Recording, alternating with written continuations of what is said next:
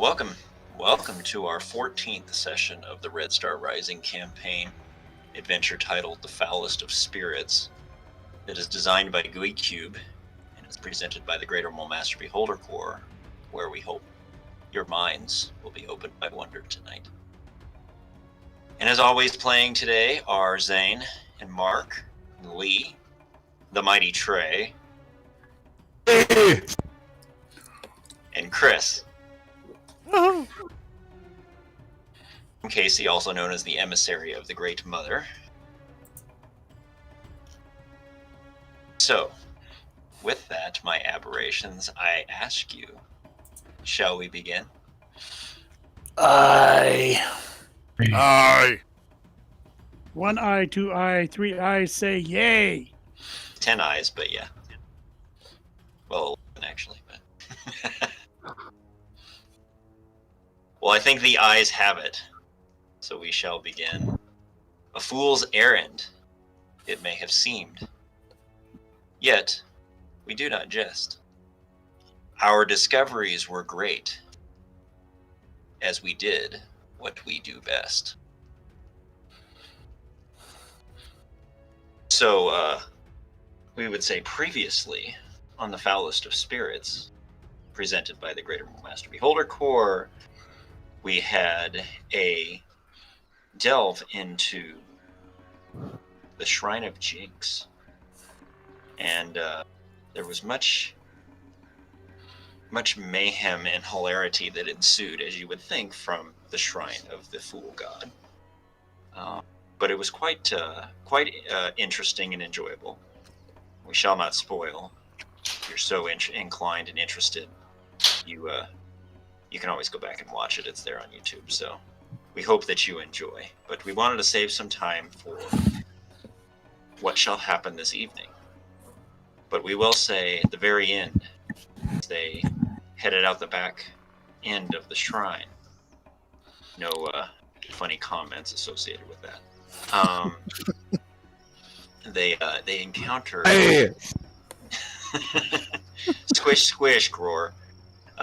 They encountered a group of gnolls, of which you dispatched, and then found that there was a dead body of a drow, and they found a mysterious note upon the drow that had a very strange message associated with it, which makes us think that maybe something more sinister in the world is going on even than what we think at this time.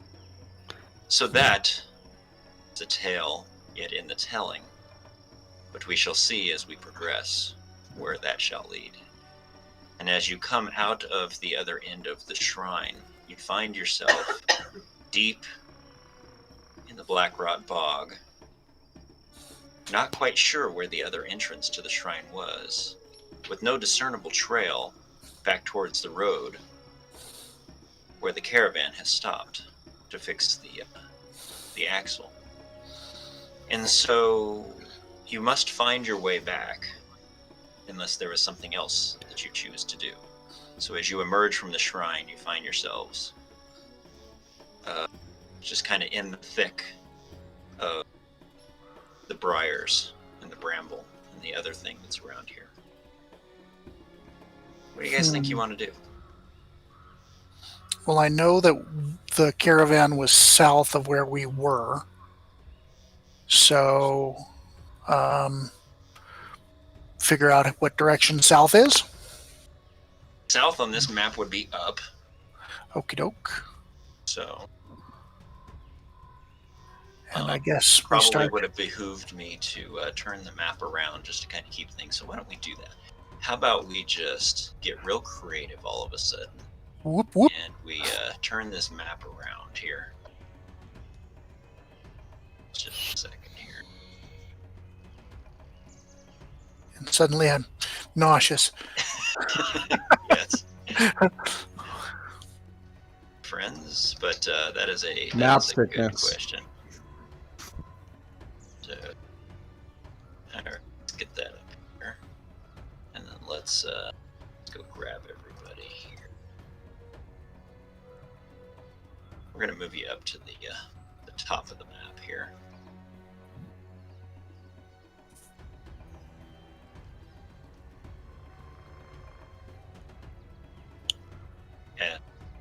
likes to do sometimes. Strange. Now. Okay. Well, I guess then we should head south until we find the road. Do.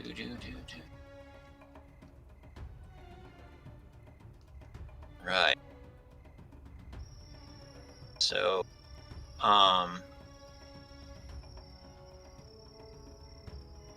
so you guys are going to just kind of proceed on through the forest towards the south, I assume. That's what you said. Yes. I think that's our best course of action. So, Okay. All right. Why don't you guys go ahead and put yourselves in some semblance of a marching order? See what. Should we roll for rewards or? No, you do not. Thank you for asking, but no.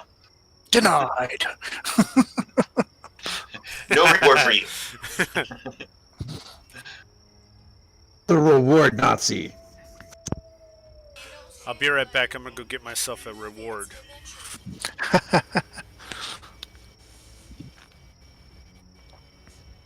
Seems as if Discord crashed for Mark, so. Again. He has the worst luck with that.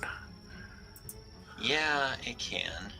As I was talking earlier, I think my router Wi-Fi server is dying, Oh no.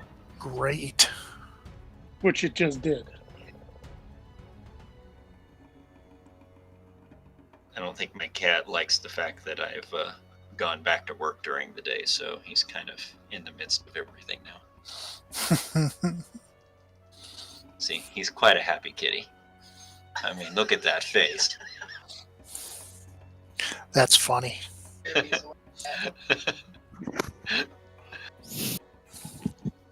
Kitty. Okay. This is Gandalf the Grey, by the way, if you didn't know. Alright. So, Mark, did you make it back?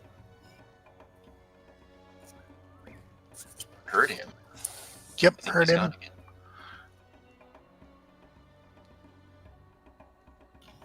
I think we lost him. I'm going to be on Discord, but I don't think I have anything else because I'm going through my phone. Ooh. Okay. Well, you don't have to. That's fine. I don't have to see your pretty little face, but it's always fun too. So.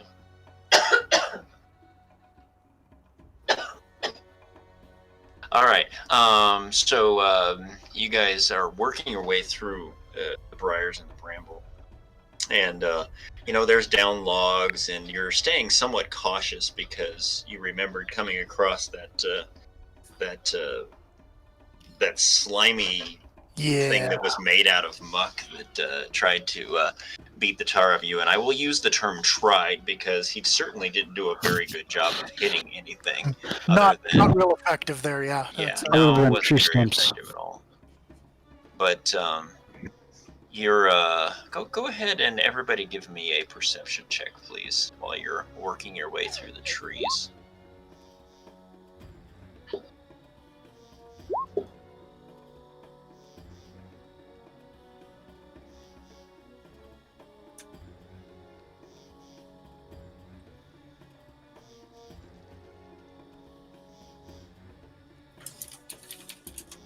So I got Kenna and Theros perception, but I need everybody else to make me perception. So Kember,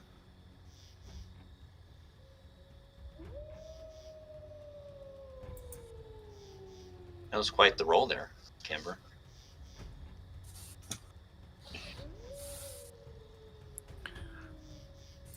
You get a perception from Fleegan and from Gror.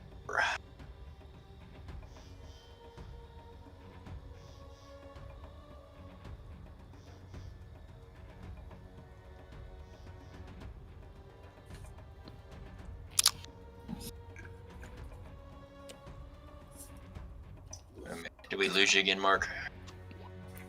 Oh, there he is. Okay. Ah, Okay. he sees everything. Because the rest of us aren't paying attention. I'm kind of paying attention. I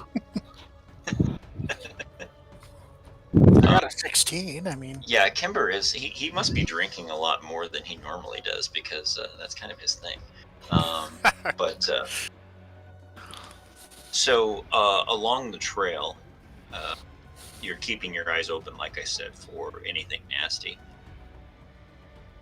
Other than lots of stickery bushes and just kind of working your way towards what you feel should be the south, based on feeling the way that you came in, and then as you proceeded through the shrine, and then as you came out the other side of the shrine, feel like moving towards the south is the direction you should be going. Anyway, and Fleegan happens to notice something that seems a little odd looking to him. It's a rather large boulder right here. And what strikes him as odd is that the boulder doesn't seem to fit the terrain, in the sense that you feel like boulders would come from mountains, and there's really no mountains that you know of anywhere nearby, especially for a boulder of this size just to be kind of lying just in the middle of the location that you're at, because it's very strange for that to be in the midst of this bog. You haven't seen boulders around. It doesn't seem to be a rocky area. It's more of kind of a marshy area. So, what do you do? What's Fleegan do? He's doing something. Are there any stones in this area? Like, does it match like the same kind of stone that Roar has seen so far? Give me a nature check, Roar. Yeah, Fleegan says, "What in the world could that be?" Not the stone thing, but nature. Check. What? Well, it is Gror we're talking about, so yeah. Why don't I give that to you? Why don't you do your stone thing? Because you would have a better feel for whether or not it would be something common to this location from your. Okay. So that ends up being history. Perception. History, yeah. Yeah, I should have taken the nature roll. Should have fumbled is what I should have done, and then the other one. No, you're not entirely sure whether or not this stone would be natural to this location or not.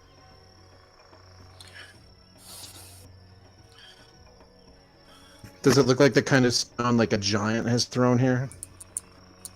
Those distant mountains? I'm not sure a giant would be big enough for that far off distance to throw something in here, so I don't know. Does it look like it's been there for a while, like embedded with the moss growing up on it? And give me an investigation check on it, please, there, Kenna. I'll help you, Kenna, if you would like some aid in that. absolutely. All right. So the 18 it is. Yeah. So, Gror is really interested in this rock, and he kind of gets in Kenna's way, and Kenna pushes him out of the way and says, "Let me just do this." He likes rocks. Get your rocks out of my face. So Kenna looks at the rock, and you see that there doesn't seem to be any moss growing on it. And as you look a little closer, you notice that upon the top area, there seem to be patterns of outcroppings of the rock that actually seem somewhat logical, as opposed to random, like you would see on just a boulder laying on the ground. It kind of has a more of an intricate pattern to it, almost like layered points, or even in the sense of odd-shaped pyramids, but they all seem to be about the same size and about the same shape. And they kind of have a slightly gradiated coloration to them, and they're over the whole top of this boulder. Seems very odd to you. Boulder's wearing a hat. It's wearing a hat. Slowly, a little bit distance, walk around the boulder, just to see it from all angles. Okay. So go ahead and position yourself where you want to go. You said it was The here? boulder. Yeah, let me go ahead and draw a circle on the map here of kind of the area that the boulder takes up. Kimber's gonna look around, kind of like a person would do if they like tripped and fell and got back up and needed to look around to see if anybody saw them do that. Because right now I'm hoping nobody's watching my friends like get fascinated by a rock. So I'm looking around. Why am I having trouble remembering how to draw a circle? They're kind of round on all the sides. Yeah, like a wheel. Draw shape. Okay, draw a rectangle. Hold shape. Alt. It's Alt. I tried everything but Alt. No, that's not. There we go. There you go. Whoa, that's a big ass boulder. It is a That's big boulder. nice boulder. Okay, I'm gonna, slowly come around. Just kind of keeping an eye on it. Anybody else doing anything while she's kind of walking around this boulder? I'll stand watch. I'll stand watch. Okay. I'm looking around to see if anybody's We're all seen safe us do again. this. Just gonna comment to Fleegan. Wow, she sure seems to like that rock. Fleegan's going to walk up to the rock and say, "I claim this rock for Fleeganland!" and put his hand on it. Okay. All right. As you do that, yeah, I'll leave Kenna about where you're at. That's good. Yeah. Yeah. I was gonna say after looking at it, next thing you need to do is to touch it and taste it, see if it's a rock. Well, he laid his hand on it. Yeah, I'm not licking it. So, yeah, you lay your hand on the rock and you say, "I claim this for Fleeganland." And once you say that, the rock begins to kind of move and rise up out of the ground.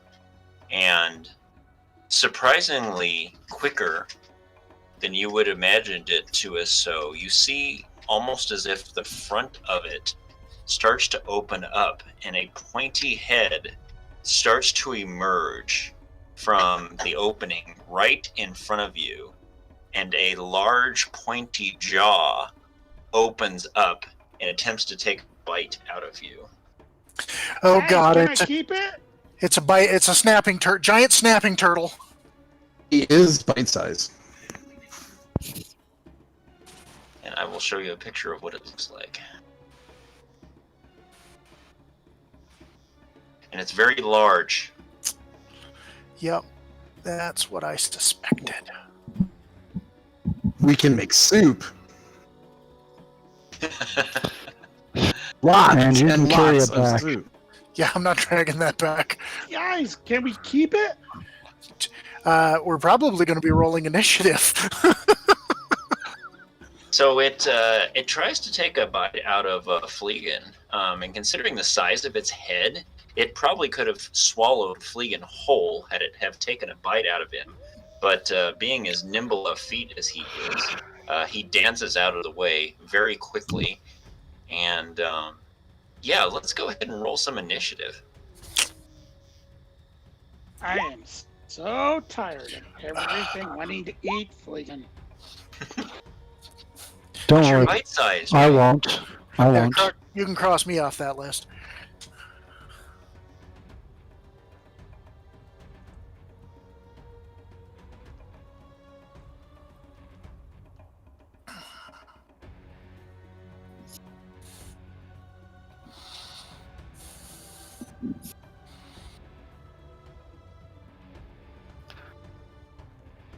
Fleegan was caught Fleegan's a bit flat-footed. Flat-footed, Fleegan. Ooh, we I missed think he's it all here. humana. What do I feel like am I I missing mean, something? oh, Oh, we're good. Okay. All right. Sort this real quick. Yeah.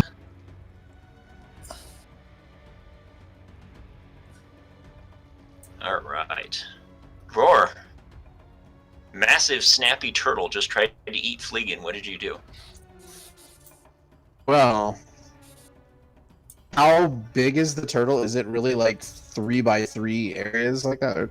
Well, it's considered a huge creature, so size-wise, it's probably at least as tall, if not taller than you are, Gror. And it's probably a good 8 feet in diameter. And is Probably closer to 10 feet from head to tail. its face or head exactly in front of Fleegan? Its head is right in front of Fleegan, so that's kind of the orientation of it. So I want to try to get up on top of it. Could I jump on the shell still pretty easily and get on top to get some balance up there? Very good. Yeah, go ahead and give me a athletics or acrobatics check, your choice. See if you can get up on top of it.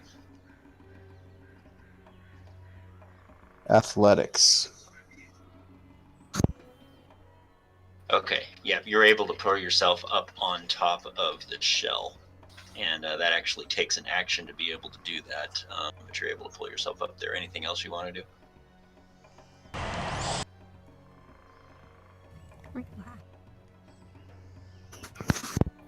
Just get my balance and be ready to attack it next turn. So you're trying to stand on it, right on it, or be sitting on top of it? More like superhero landing.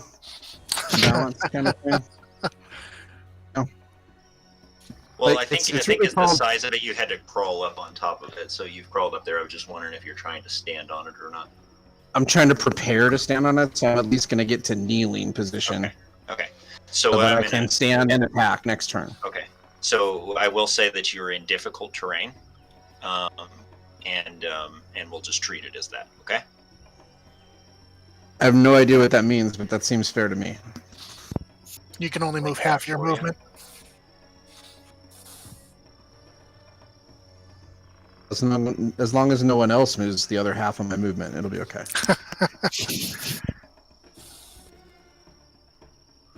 Just the doppelganger. Don't worry.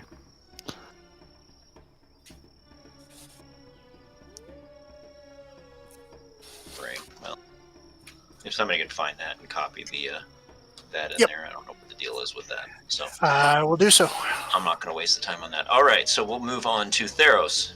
You see Gror pull himself up on the top of the back of this massive turtle. What do you do? I'll step up and attempt to decapitate it. Oh, he's going to take the axe. Only has With 4 the legs. axle. It only has 4 legs, man. But that's got 6 if you count Gror. Well, that is true. So we'll see what Grex. Oh. See, that was really Gror's plan. It was like, for crying out loud, Theros won't be able to hurt this thing unless I Add some legs to it. Yes. You can't get under it. So You're thinking that you can try and hit its neck, but the way it moves once once Gror gets up on top of it, you end up connecting with its shell, and your axe just kind of bounces off the hard outside of the shell. Wang! Twang. Next time, Turtle, you and me. I'd like you to give me a strength saving throw, please. As you swing so hard and hit what feels like you taking a big battle axe swing to a boulder. It stings a bit across your hands, but you're able to hold on to the axe, and you're like, oh, God, that hurt. That hurt. All right. It is going to try and take a bite out of Theros at this point, because this big, scary mountain of a creature has dared step in place of it and into its sights and attack it. And it does not. It does not roll very well at all. Because of the dwarven turtle dancing effect. Don't worry. 2.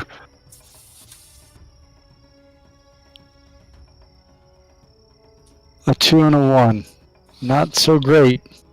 I'll take that all night long.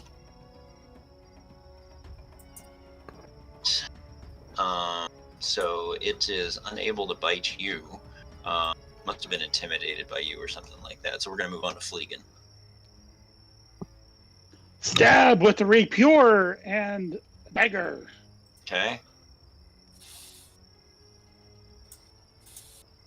Sudden Fleegan's getting fancy with this new rapier. What about his blaster? Did you ever put that thing back together? That was broke. It's broke. Yeah, look at that. You're able to find some exposed meaty flesh and stab him for how much damage?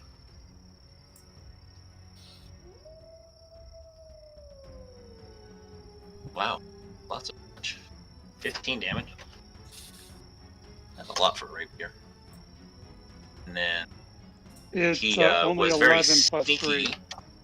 and surprising in the way that he stabbed. So Yeah, the 4 is, I think, for the 20. That I did. oh, that's right. Okay. But yeah. sneak attack is a 3, so it's a 14. You know, that's that's pretty substantial. You know, 1d8 Well, that was the plus roll 12. for the sneak attack.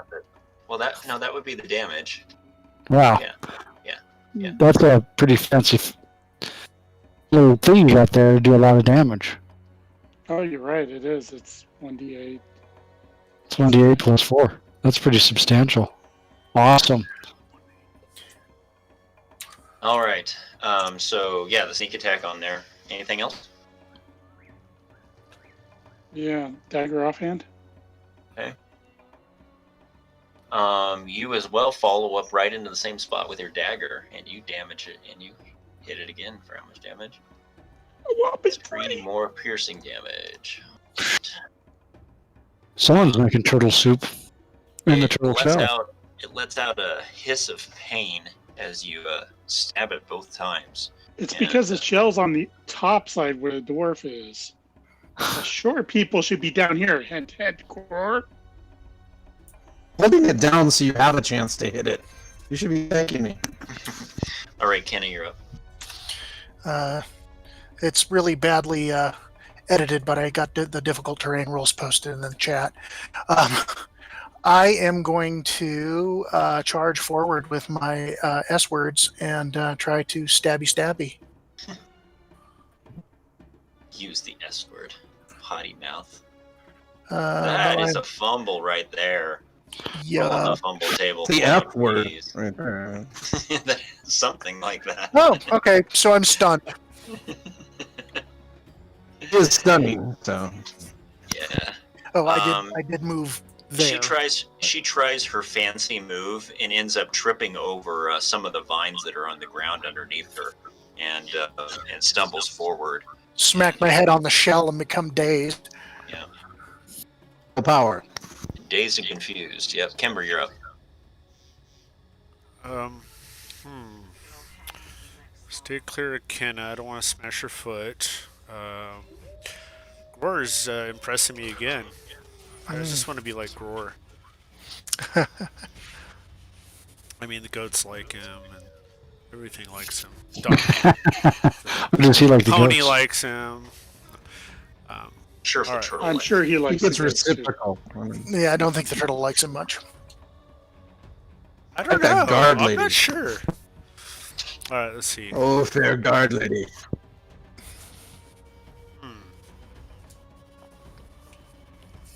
All right, well, it's snapping towards Fleegan and Theros right now, so I am going to move a little bit.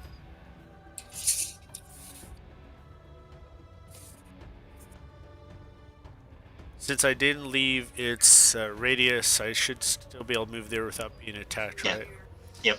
You're fine. You weren't engaged. God, I don't really want to hit this thing, but man, it's gonna eat us. Giant Eater, monsters eater, are not our eater. friends. Yeah. Giant monsters are not our friends. I Kill shall. it. I'm gonna smash its foot. Hopefully, I'm far enough for Kenna. Okay. Can't have a pet turtle. It's just not, sensible at all. A pet gigantic turtle? No, yeah, no. This pet turtle could replace the wagon that has the broken axle. Well, yeah, that is true. On the other Or it hand, could probably pull 5 wagons, but at a very slow rate of speed. Fleekin would like to wiggle his finger at Fleekinland and say, "Bad Fleekinland! Fleekinland! Bad Fleekinland!" All right. Kemper tries to hit it with his mace, and he wants to smash the foot, but he misjudges the where exactly the foot is, and the back end of the shell kind of covers the foot. And he hits the back end of the shell. Go ahead and give me a strength saving throw, please, there, Kemper.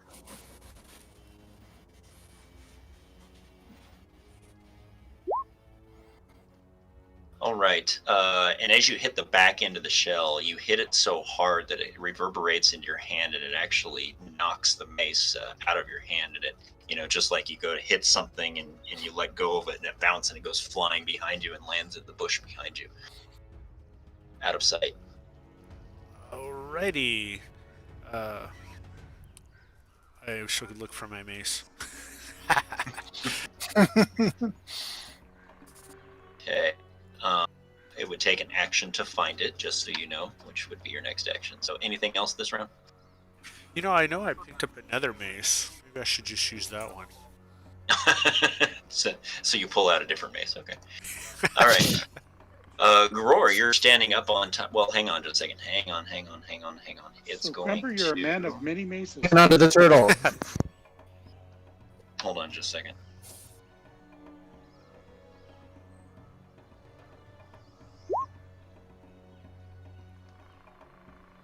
You see the Kenna.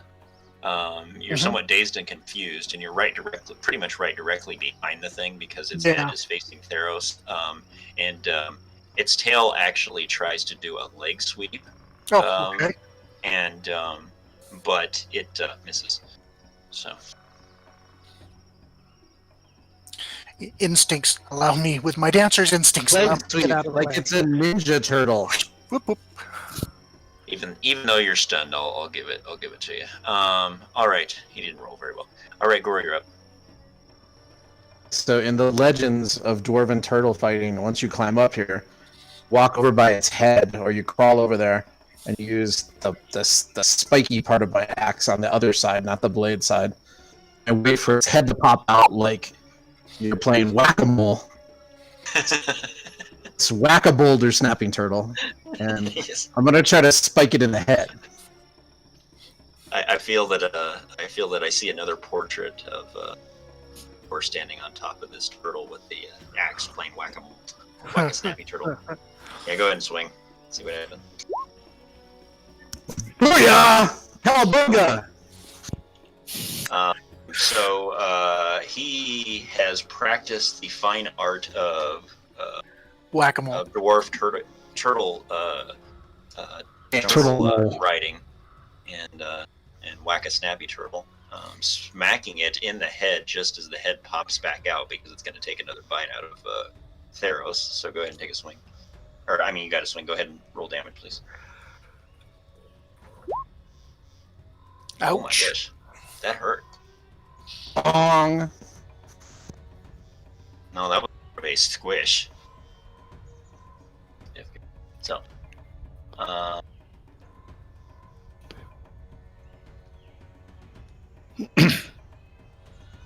That's a lot of damage to squish between the two. I would like to add to that squishiness. okay. So, anything else, Gror? Just maintaining balance on the turtle dance. I'll make you roll on its turn. Okay, Theros, go. Ah, Oh, nice. Theros is quite sure that Graxel needs some redemption, and is overconfident. Roll on the fumble table, please. Oh, I was really worried you're gonna whack me in the middle of this turtle dance. I was kind of concerned. For those who don't know, that means that Theros will now be subtracting a d4 from all skill tests, attack rolls, and saving throws for the remainder of this combat. Yes. So what happened there? You took a great swing, which again, it was somewhat upset when it got nailed in the head by Roar's axe, and so it moved uncharacteristically and surprisingly to you, and you misjudged, and you just brought Graxel down right smack on the hard, pointy end of pointy side of the back of its shell, and the axe reverberated back off of its back, and the end of the handle just hits you right in the sternum and just makes you gasp for air, and you're going to have a pretty nasty bruise right there, as you heard a pretty sickening crack when it came back into your sternum there. So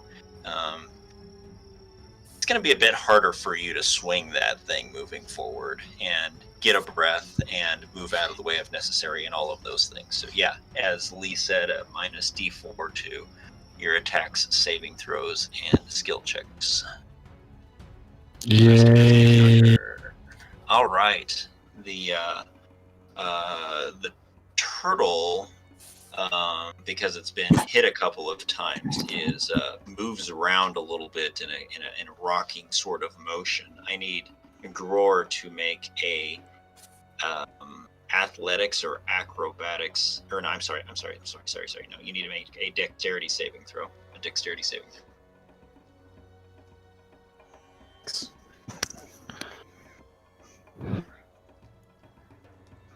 No, I haven't seen it yet. I was asking if I could do athletics still. No, dexterity saving throw, please. All right. You're riding on the back of this thing. You need dexterity to be able to stand on it, and it shakes around, and you're having trouble standing, but it doesn't shake you off. So you just kind of put a knee down and you hold on. You're able to reach down and grab one of the outcroppings on its shell and hold on. Hold on tight. They say the magic dwarven word of cowabunga, which you say when fighting turtles. You spell that. Fleegan, you're up. Okay, well, I would just like to go ahead and stab it some more. See if his keen eye and ability of stabbing it is Such a still bad effective. fleeking land.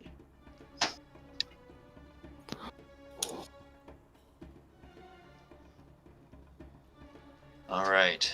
His newfound rapier friend hits true again for 12 piercing damage. My goodness. And Plus 4 sneak 4 attack sneak. damage. So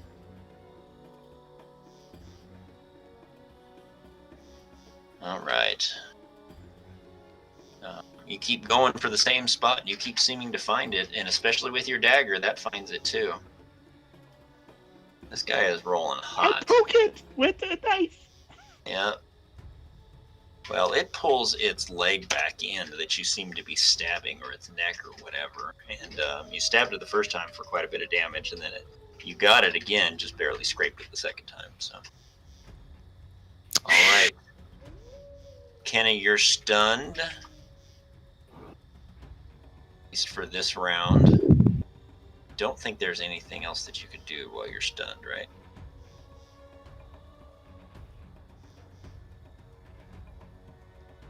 Kenna?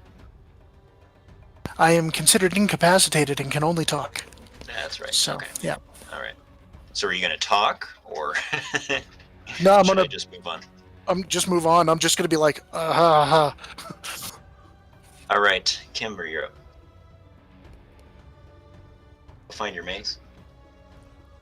Can Can I pull out my old mace? Sure. Alright, so it has one less to hit. I'm going to use the same thing. We just have to deduct one. Is that okay? That works. What does it take to pull my mace out, though? Just a free action. Yay!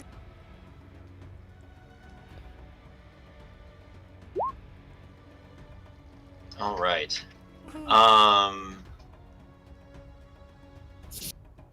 You're you don't feel as comfortable with this mace because you've kind of gotten used to the other one, and because of that, you come down in a different spot than you expected. Go ahead and give me a strength saving throw, please. I see that 10. Okay. But you learned your lesson from the last time, and so when you come down on the shell, you hold on to it. It smarts a little bit in your hand, kind of burns a little bit as it hits, but you hold on to your mace this time. I look Anything around else? at my companions to see if they notice that I held on to this one this time. And I notice none of them are looking at me, so I go back to trying to smash toes.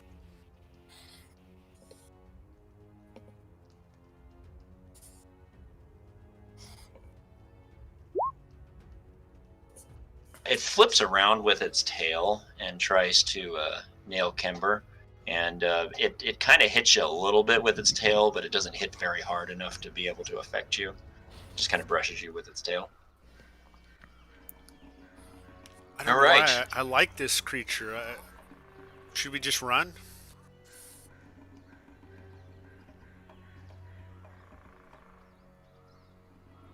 Grore's turn. That picture in Discord correct right now? Is that how this looks? Picture in Discord? Yeah. Oh, you mean Roll20? No, he means in Discord. In Discord. Did I find a picture of this like live somewhere? I got it. Oh, jeez. Oh, there are two. What have you been posting in this? It's not Thursday, it's Wednesday. Well, yeah, but you Yeah, got to you're go all the way already down the to the turtle. bottom. One on the bottom. That's is impressive. damn- That's impressive. close. I think it's pretty darn close. I think you got that. I don't know how you found that, but there you go. So It's inspiring, huh? It is inspiring. What are you doing? All right, I'm gonna try to deliver yet another fell blow upon the turtle's head using the dwarven boulder turtle technique again of wacko boulder turtle. Like a monk technique. Did you learn that from Bran? Yeah, you try and do the same thing, and you don't know if it's smart enough to have learned its lesson, but whatever happens, you miss. You just kind of swing at air. You actually don't hit its shell this time. You took a swing, and its head sucked back in at the last second. So, anything else? It's because of the superior technique, though. I'm just gonna maintain balance so that I can attack later if need be. All right, Theros, what's up? Other than gasping for air and feeling a pain in your chest, Roll Graxolite.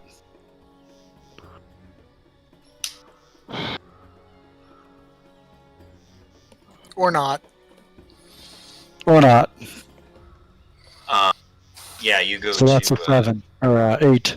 yeah, you go to hit it with the Graxel, and you swing at air as well. You don't hit its shell at this point, but it seems to be learning better. your guys' techniques there. So Trying. yeah, I need Gror to make a dexterity saving throw. See if his animated GIF is any sort of inspiration, and which it is. You actually maintain your balance, and you're able to stand a little bit more on it at that time. So, but the turtle is quite unhappy, and it's going to attempt to try and take a bite out of Fleegan this time. It actually shifted itself a bit when it went to swing its tail at Kimber, and so it's going to take a bite out of Fleegan. Does a 16 hit?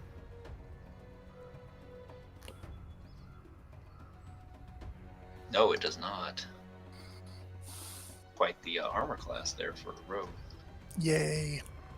All right. Fleegan is able to jump out of the way as it tries to take a bite out of him, and it is his turn. Fleegan.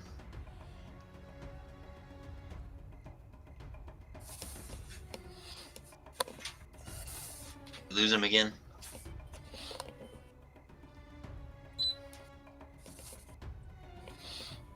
You there?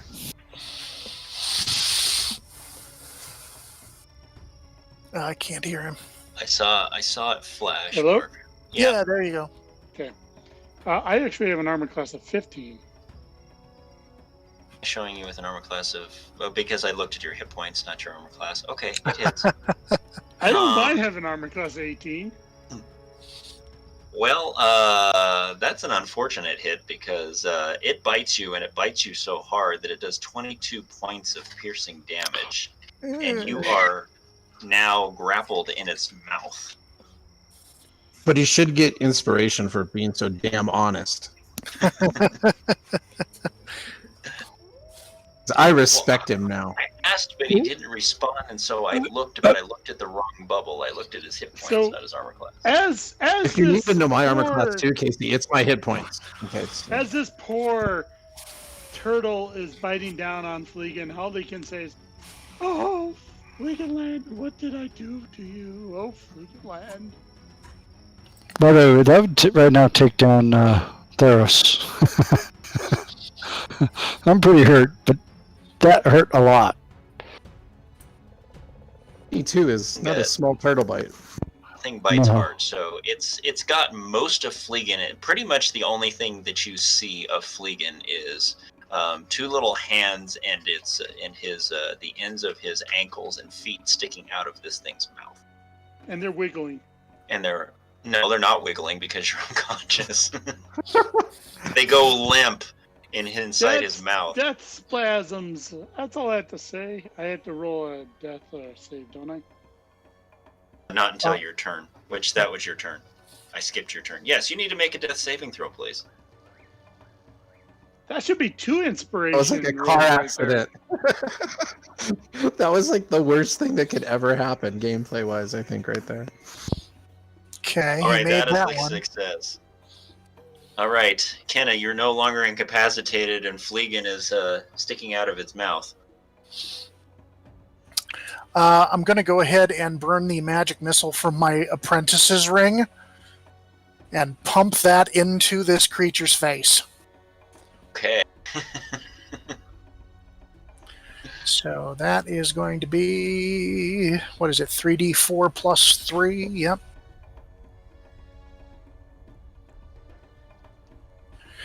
Okay.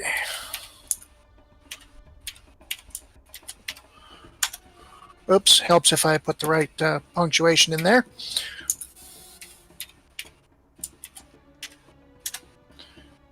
Really? Oh, you Wow. keep repeating the same thing. Need to hit the shift key there. Hold Yeah, down yeah, the shift yep. key. There you go. Oh my gosh, look at that roll. Wow. Bam, bam, Pew, pew, bam. pew! Third time's the charm. Way to go, man. Yeah. That's You're why he had to catching up type to it 3 Fleegan. times, right? Yeah, and then I'm going to move around to this side where it can, I can be like, hey, drop him! All right. Kimber, you're up. Ooh, this little piggy went to the market. And this little piggy went home. This little piggy had roast beef. And Piggy Had none. yes, little piggy had none. Yep, nothing. And Straight Grimber check. cried, wee, wee, wee, all the way home. Yes, he did. Uh-oh. So, yeah, you hit it, Shell, and I need you to take 2 points of damage because Ow. it didn't knock it out of your hand again, but it kind of jarred back up in your wrist and hurt your wrist. So, yeah, 2 points of damage. We're not hitting very hard, are we? Dang it. Our DPS is right now being munched on. Nom nom nom nom nom nom. And it's gonna try and sweep the leg there. Who's hurt bad right now? The one hanging out of the mouth. Hey, And Deadman, don't Fleegan, talk. yeah. Fleegan especially. Well, I figured if I smashed its foot, it might open its mouth up. Its tail. It's not a flesh wound. Deadman, don't talk. Its tail swings around and it knocks your legs out from underneath you there. Kember, go ahead and give me a dexterity saving throw, please. Q. All right. It does not knock you prone, but it hits your ankles. I need you to take.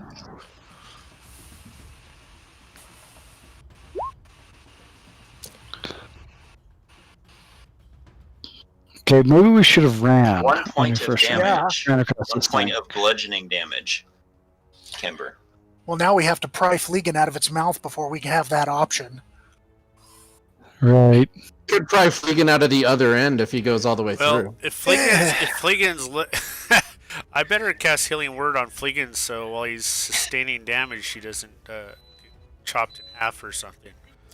So can I do Healing Word on him, even though I've been hitting the legs and my hand is throbbing?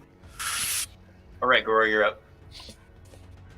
Okay, so now that I've actually managed to somehow handle the dwarven turtle dance, and I'm not facing its shell, do I get a sneak advantage on this yet?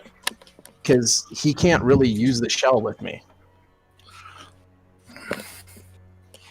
You know, I've studied this technique.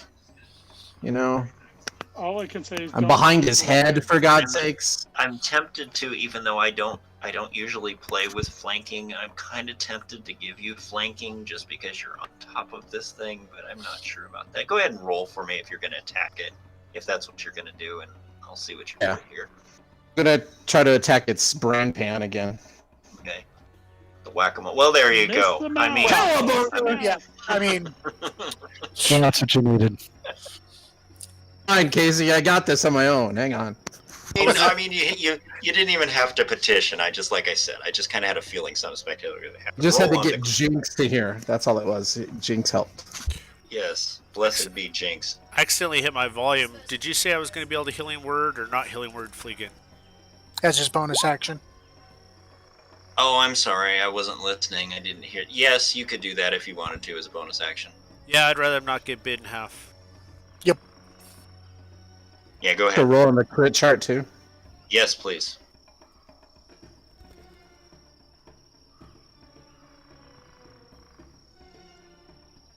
Fleegan gets 5 hit points back. How does he know these things? He keeps track of them. He's got a Yes, chart. I know he's working. I know he's doing a spreadsheet. So I'm waiting. I'm waiting to see what the epic move, the Gror dwarven Weapon crit? turtle riding, move was. Roll on the crit table there for me if you could find it, Gror. There you Sorry, go. it was so challenging to find it that I struggled. Ooh, All right. Well, exactly what you were asking me for happened. You now know how to better hit So this thing. cool. So there you go. All you had to do was ask, and you shall receive. can I And I please had stab this nothing to thing do through the with brain it. pan? Jinx doth love Gror. All right. 17 points of slashing damage from that one. Nice.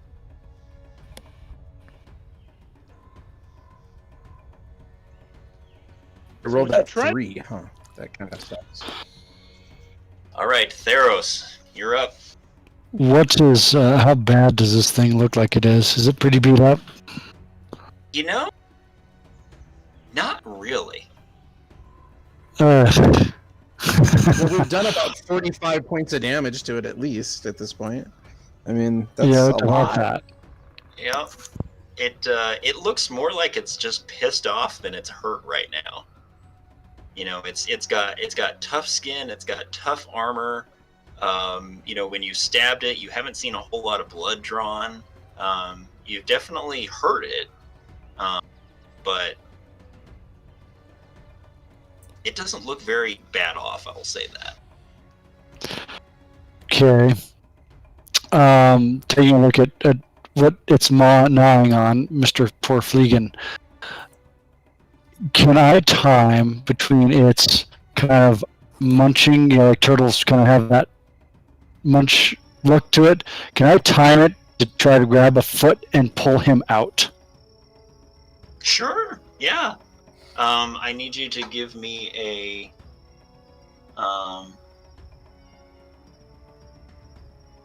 athletics check, please. All right. Wow.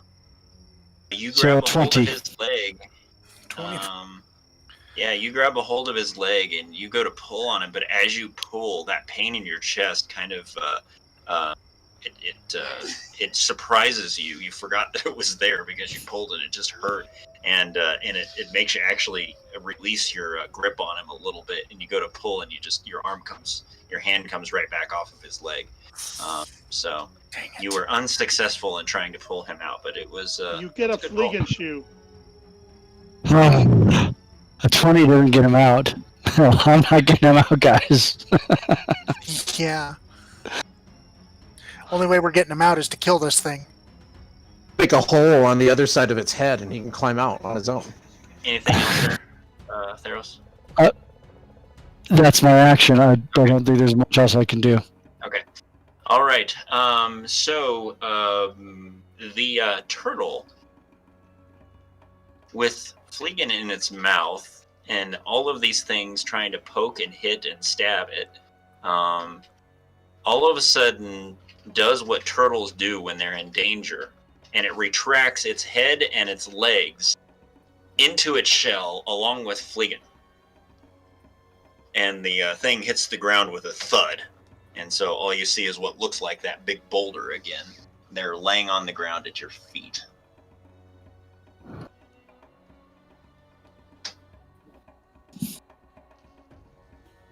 All right.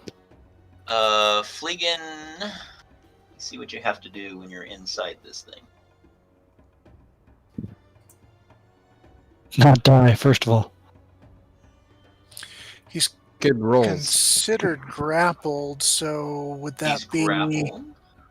Would that just be a athletics or acrobatics check against its strength check to get away? I think No, that's it's how it gonna. works. It actually gets a bite attack on him, which I think it's gnawing on him or gumming him more than it's actually snapping on him at this point, and so he doesn't do any damage to him. But that's essentially what it does. All right, Fleegan, it's your turn. You're not dead. You're not unconscious, but you're inside this thing's shell. Is Do you want to Am try I and still get out grappled? of its shell? You are grappled, yes. But you so can I'll try have and to do something to get away from it. That's an action. yes, you can use an action to try and force your way back out of the shell. But you are grappled by its jaw, and you And can't if I- see anything because it's got you where it's at, but it's up inside there. So what's that? Can I attack it if I'm grappled? No. I guess I'm grappling to get away from it. You're degrappling. You're decoupling. You can make a athletics check or an acrobatics check, your choice, to try and get out. Oh my goodness! Fleegan power! Nice. Rolled an 18. Not a 20. But you go to push yourself out, and you seem to find some sort of trigger on the soft palate inside its mouth, and it kind of grumbles and rumbles as you found the sweet spot, and you feel it release on you, and you try and slide yourself back out, but it quickly comes back down and holds you in place. You were that close to getting out of it. With a 24? Holy crap. That's what I thought when I got a 20 just to pull you out.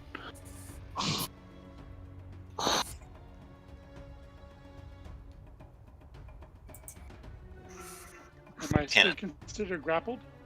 Yes, you're still grappled. Curses. I was going to do a cunning action to dodge the tongue, but Oh. It's trying to give you tongue. Yeah, Kenna, are you there? Yeah, trying to figure out what I'm going to do here since it's decided to hunker down. Do I Do know you have a where? barb spell? Yeah. Yes, magic up its butt. No, I don't have stinking cloud. If I can That's get with my inspiration. hand, if I can get my hand in and touch somewhere like the leg or the head, like up inside the edge of the shell, can I do that? I would like you to give me a nature check if that's what you would like to do. You can certainly try and stick your hand up in there, but I want you to give me a nature check to see if it does anything. Okay, that doesn't. Other hole. So no, that did nothing. So Okay, then I'm just going to go ahead and cast the chill touch spell on it is that a because I'm bonus action? touching it anyway. Because I'm touching it anyway. Is chill touch a bonus action? Oh, that was considered an action.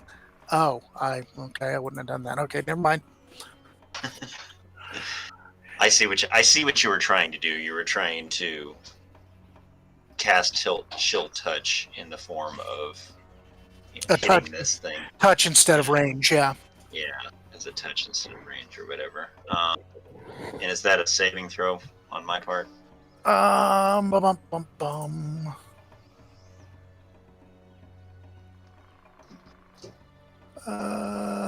No, I If have it's an to attack roll. roll, you're going to take that too. You'll either take this action or you'll take this attack roll with that too. That's your d20 roll right there. Does that make Okay. sense? Yeah. No, I'm not going to try to cast it then. Do anything else? Okay. Yeah. All right. Anything else?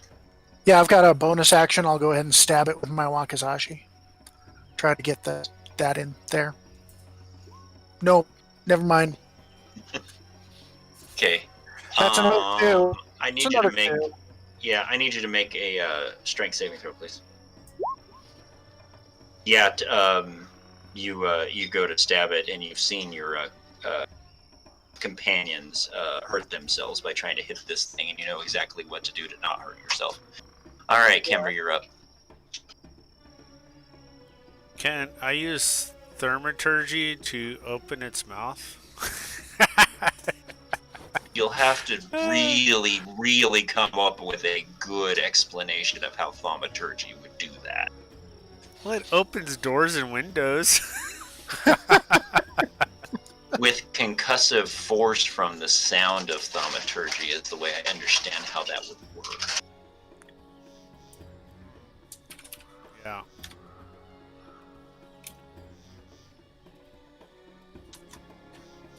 I mean, you know me. You come up with a really. I play with rule of cool. You come up with a really good idea of how thaumaturgy could do that. I might grant it, but you got to tell me. Let's see. I'm trying to see. It's an action. It isn't. Yeah, it's an action, so I can't use an action with an action.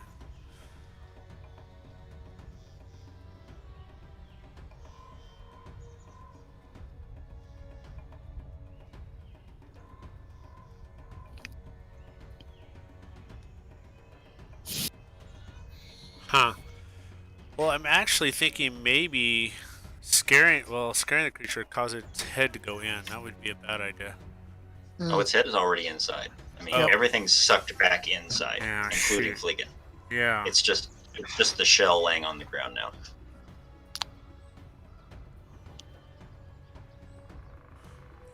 think of a good reason, because I can't smash it, because I can't do multiple actions on it. That's the problem. Can I talk with the party, or do I have to wait until my turn? You can yell out if you want to, especially if Kimber's trying to figure out what he's doing. Why don't we start a fire on the backside of this thing? Put some fire under it. That's what Gross said. He said magic in the butt. I'm talking about wood.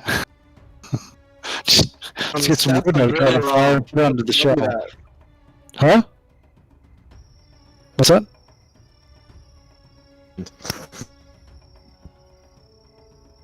It's not moving anywhere. It's going to want to move when it has fire on it. Burn him out. Can't breed them out to burn them out. Oh, what? I think I said that wrong. What do you think, Kimber?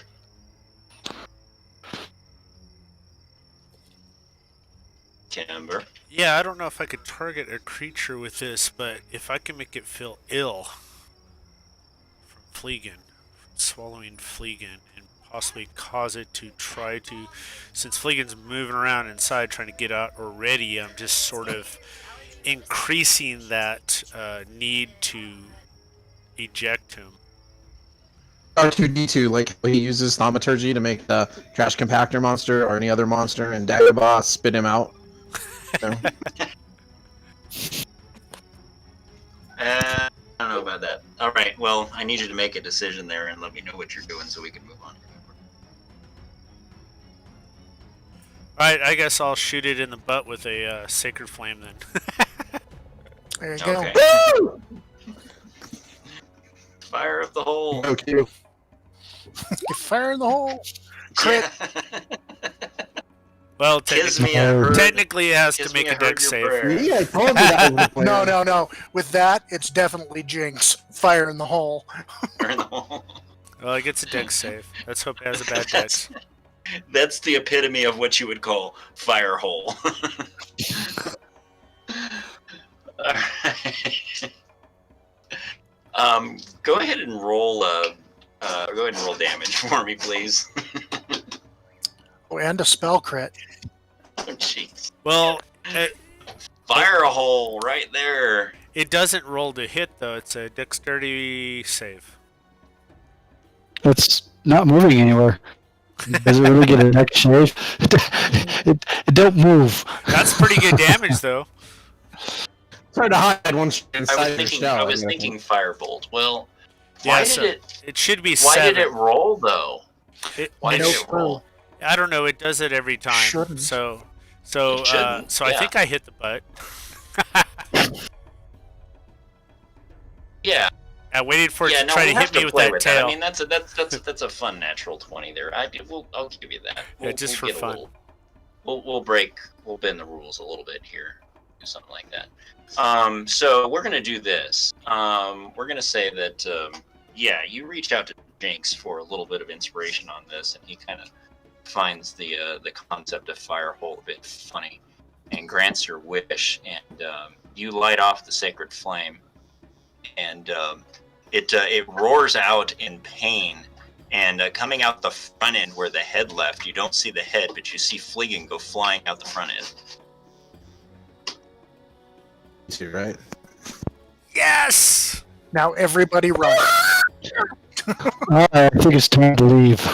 Grab your stuff and let's get out of here. Nobody caught the bullet? What's that about the No, bullet? nobody caught Fleegan, the bullet coming out the mouth?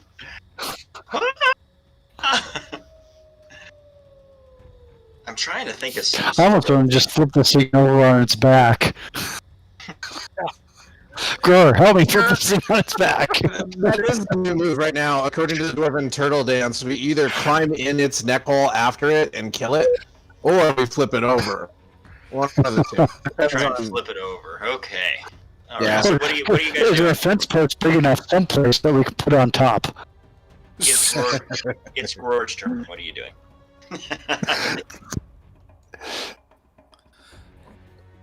How savagely injured do I think it was from the fire hole?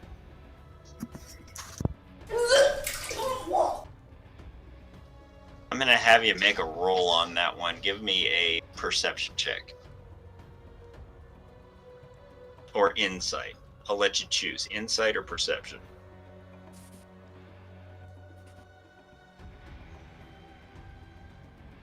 From its Idea. roar, you have absolutely no idea. It's other a than turtle the still, fact though, that right? Fliggin came flying out the front end. What's that? It's still a turtle, though, right? I'm aware It's of still that. a turtle. It's just a very Okay. large turtle. Biggest turtle you've ever seen in your life. In fact, I don't think you've ever seen a turtle in your life. Well, I've heard about this. Even though you know the dwarven art of turtle riding. Yeah, my ancestor developed this technique. All right, so if I give up a turn to get ready to help Theros, and me roll it over together, can we get some sort of advantage or anything from prepping that much? Well, yeah, because so what you could do is you could hold your action. Like it's not a waste. You can hold your what you can do is you can hold your action for Theros to take an action to try and flip the thing, and you can help him, and that gives Theros advantage. And what about press the attack from my critical? How can that be used either period or with that thought? No, that's just for attacking. I mean, you're going to get advantage. I mean, Theros is going to get advantage on trying to flip the turtle.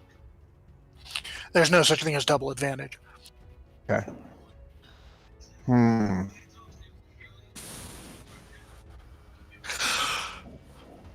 I don't know what the hell. It sounds fun. Theros said it. I'll give it a try. So I'm holding my turn to flip the turtle with pressing the attack if possible to add to him too. Okay, make this fun. Let me hear what you tell Theros to suggest that you want to flip the turtle and you're going to help him, and you're up on its back. What do you do? Well, when he says whatever about the idea, I'll say, "Get over here and let's flip the bastard." All right. So you jump off of it. I'll put you right there next to it. And Theros, give me a athletics check, please, with advantage. All right. -4. Minus minus a D4. minus a D4. Yeah. All right. Can I help with that?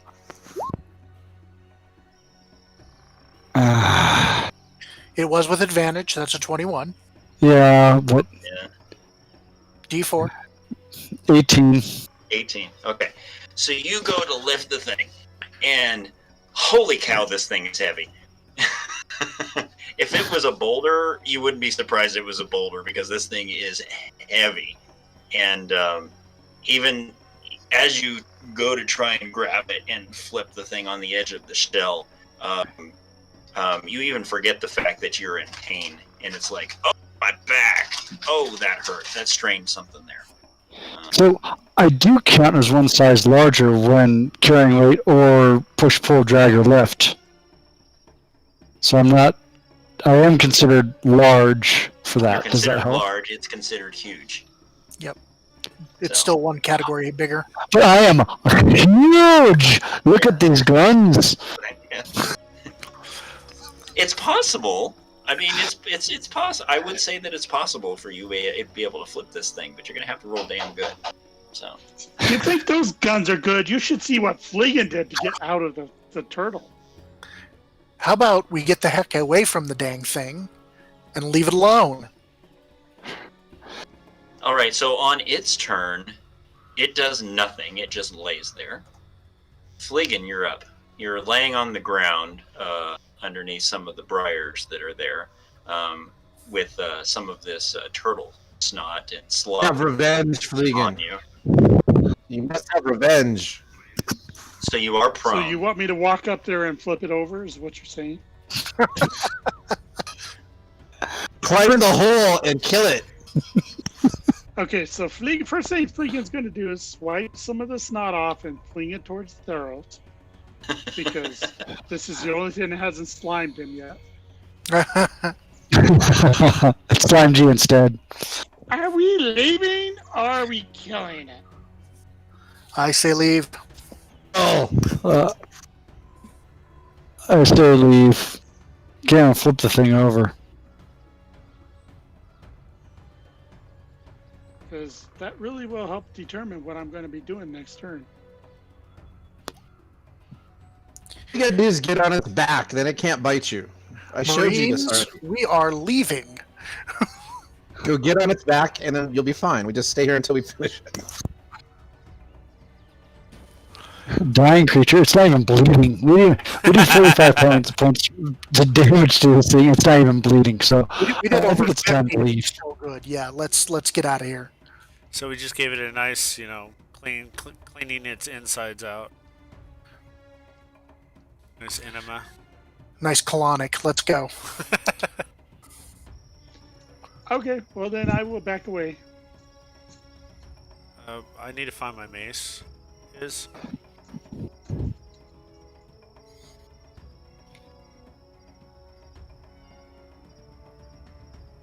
All right, so you guys decided that you're going to leave it be. Go ahead and give me an investigation check there. Whatever your name is, Kimber. I'll assist him. Wow. That didn't help. Yeah, no, you guys are not finding your mace. Gore's waiting to attack the turtle if it comes back out again. Okay. I've already used detect magic from the ring, so I can't use that again to find your dang mace. So let's look again. I don't think Keep they're, looking. they're not magical. Oh, never mind then. Do you want me to roll again?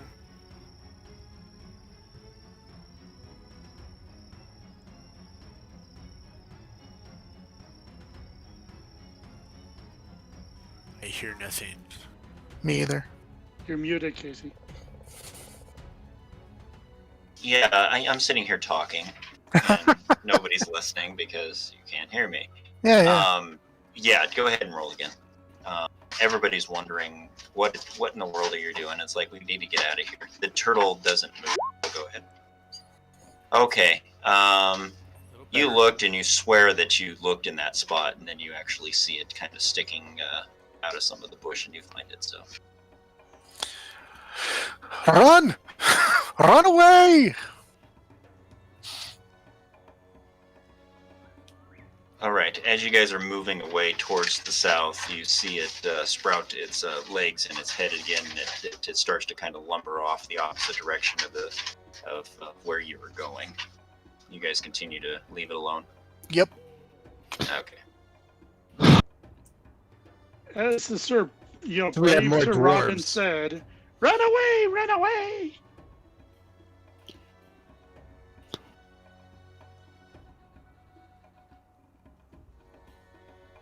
Continue to go ahead and put yourselves in a marching order around that area of where I moved your tokens to. Don't suppose I could get a little healing here? Or Gore, do you want to go healing first? Potions?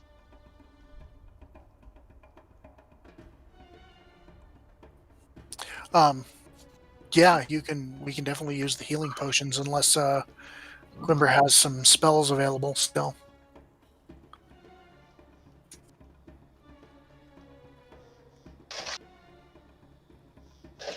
I do have one left.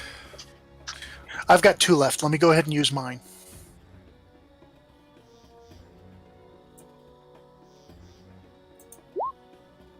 There you go, Fleegan.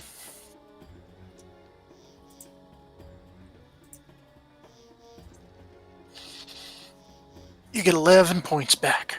Thank you. Of course.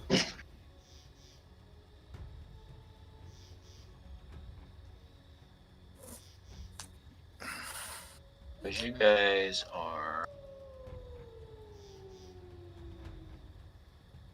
heading here, you see that the bush around you begins to thicken. Push your way through the bush to a point where you smell something. You smell something that you recognize, but you're not sure what it is. Everybody go ahead and give me a nature check, please. Nope.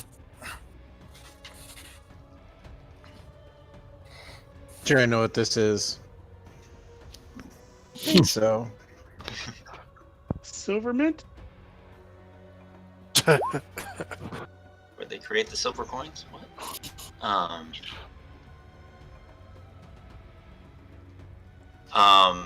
Well, it's fitting that Gror and Theros and Fleegan would recognize the smell of this because they're the brutes. Although Kenna would probably know it. And so I guess you all were. Fleegan's a brute. Well, he was this time, man. He was the DPS all along. Until he got eaten. Well, Yep, until he got Well, swallowed. he is bite size. He is bite size for most people. Mm-hmm. So, you guys smell a smell, and then you look on the ground and you see that there seems to be a trail of blood going deeper into the bush, and some drag marks on the ground. I'm not going first this time. So what you smelled? I guess I should tell you what you smelled was the scent of blood, that iron metallic smell of blood. Probably just Fleegan. From this already, or should we fight this? But it's hurt. This thing's hurt. Whatever this thing is bleeding. Or it dragged something else that was bleeding into the bush. But yeah. No, or something. I'll go first, very quietly. With my shield. As quietly as possible, I will move into the bush and see if I can figure out what this is and whether it's something we can deal with. Well, it seems as if something definitely was dragged through this area just recently, because you can tell just by looking that the bramble around that's kind of been broken off. And as you get about 10 feet or so into the bush, you actually see what's been dragged to this point, and there's the carcass of a freshly killed deer laying under the brambles in this area. Like that's what you bites, find. claws, weapons. Okay, I'm going to freeze and start scanning the area with my bow drawn. I must scan the carcass.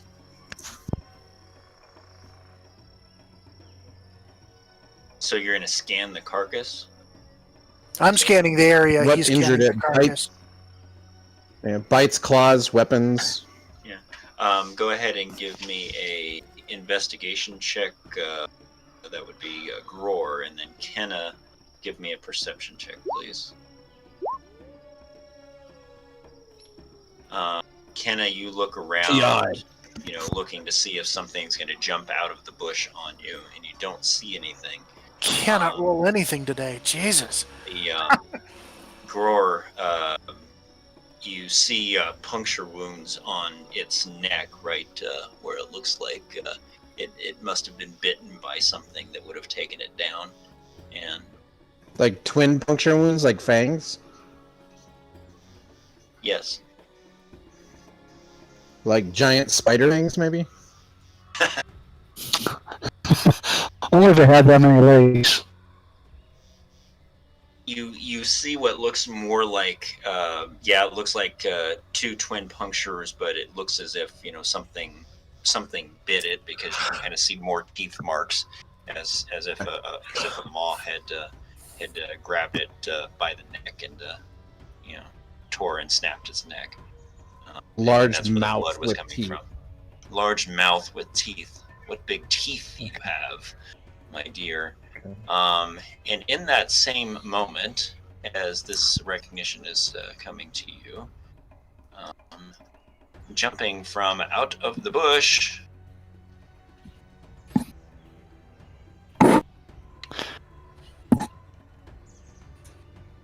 to Is a two-fanged jackalope. Oh my. Is that battle panther cat? type creatures. That is Battle Cat and his cousin. All right, we're getting these. I am pretty Put 'em in sure that is Nazarene. not Battle Cringer, though. Battle Cat and Yeah, that's not Cringer. Battle Panther.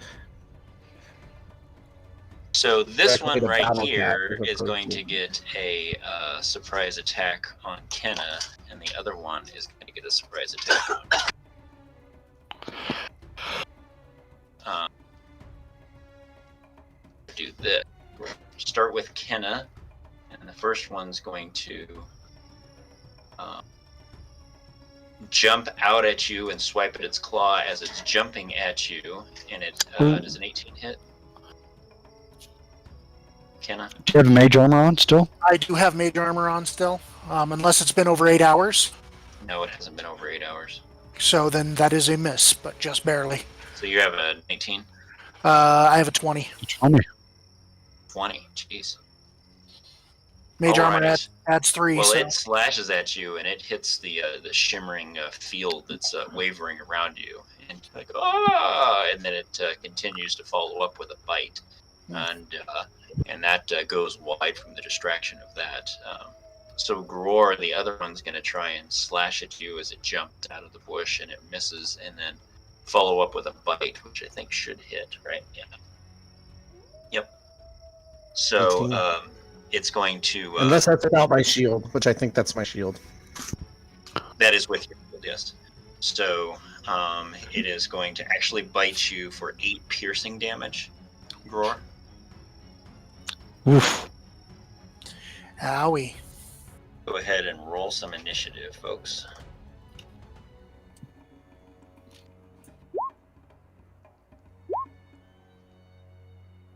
I haven't rolled above a 12 all day. The dice do that. Oh, yeah.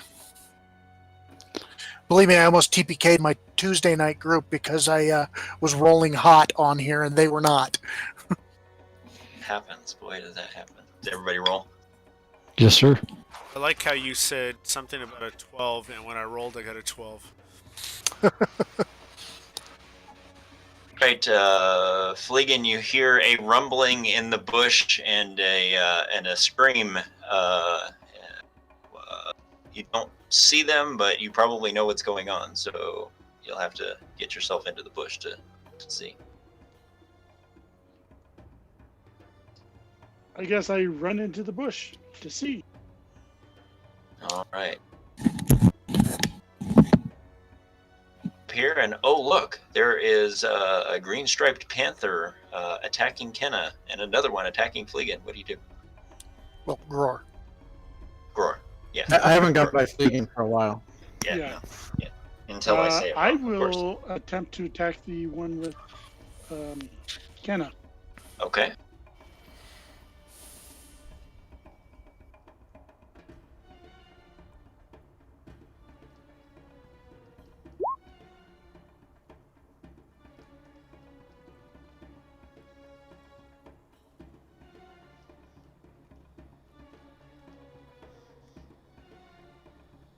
$16 hit. 16 hits, yes. Good. Easier to hit than the turtle. Piercing damage. 6 piercing damage, alright. Anything else? As my bonus action, I will use my cunning action to disengage so I don't get attacked by the big monster.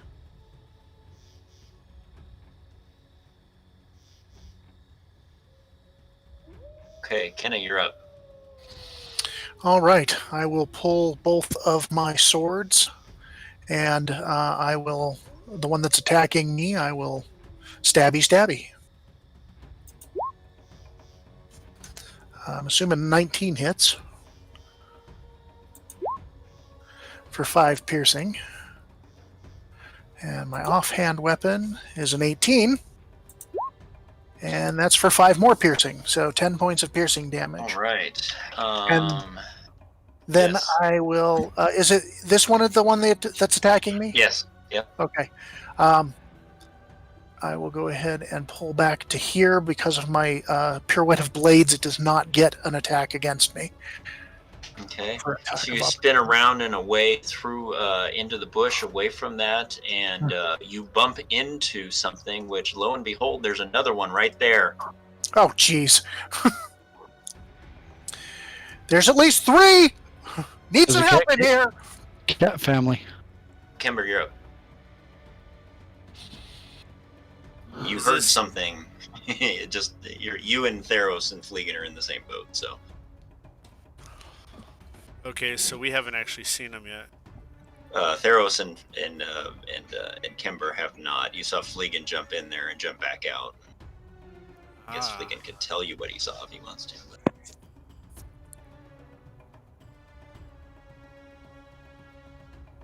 But... Attacked us. So it's kind of dark in there, right? What's that? I'm just wondering. I don't think I've used my Radiance of Dawn ability yet. It's where it dispels darkness. and- Nah, it's not real dark. I mean, you're in the middle of a bog, so it's Well, the other thing cool about the But it's Radiance daytime, of so- Dawn is every enemy within 30 feet of me will take 2d10 plus my cleric level on a failed saving throw. Whoa. So I could run in there, sort of make it brighter, That's, maybe scaring them off and dealing damage to all of them. that's cool. I don't think I've ever used it, so I may Sounds just, like a plan to me. I may just jump into the dark bushes because Fleegan's jumping out, and I can hear like the noises of battle, right? Yes. yes, you can. Okay.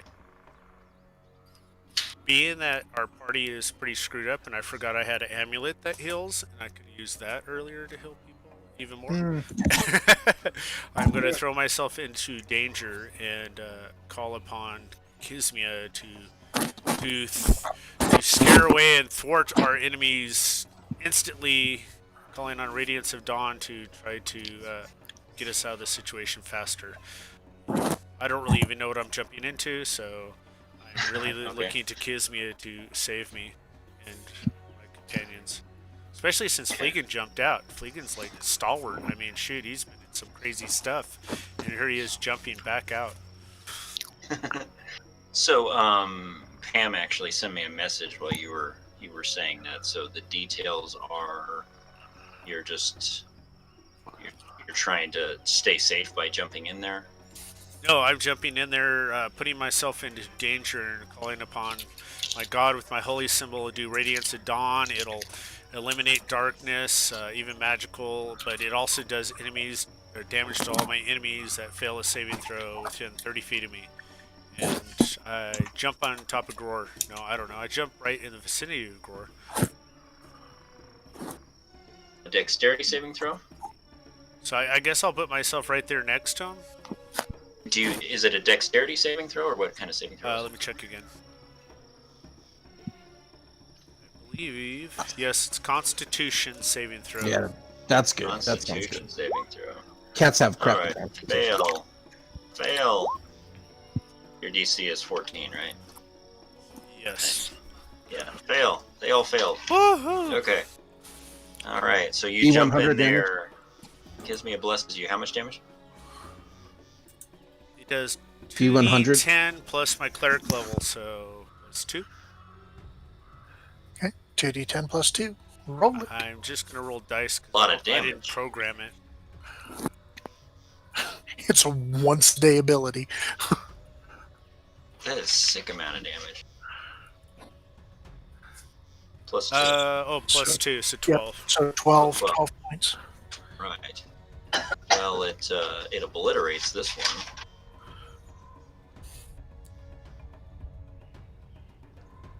So it's like that vial in Hobbit comes in to scare the spider away, but instead it also burns the enemies. So Kimber goes Leroy Jenkinsing into the midst of everything. I'm going to put you right here in the middle of them as you stumble into the bush there, and you roar out, and with your divine energy, you're able to smite the one off to the side of you, and the others take some pretty substantial hit, but they don't go down. But they're looking somewhat worse for wear after that. So that was a pretty spectacular move there. Anything else? Now I see what it is. I'm kind of big old, like you can see my Adam's apple sticking out as I'm gulping because there's a crazy tiger in front of me. Yeah, You defined the shining. they were. Yeah, you just interrupted their dinner. Ha! Oh dear. You're like, we have some frog legs back over at the caravan. Could we just get you to come join us, please? Do you like turtle soup? We can tell you where to get some. Oh yeah. Yeah, I'll jump over there and I will do my relentless attack on the poor defenseless boom-eyed kitty cat. And there it is. Pet the kitty with Graxel. Pet the kitty. Pet the kitty with kitty. Graxel. For how much damage? 13. And 13, and it's a crit, so No, it's not a crit. Was that with advantage? Oh, that's with advantage. Relentless Relentless set a attack. damage dice above that, so roll again. So that's 14 points of damage. 14 plus another roll, so that's Oh another my D12, right? Yep. Is it another D12? Jeez. 23 points of damage. So he jumps in there relentlessly, and And the rest of them are covered in gore. ends up just completely decapitating this thing right off the bat. He was upset about not being able to do anything to that turtle. So Yes, I am. I'm still upset. I will be upset for the rest of eternity.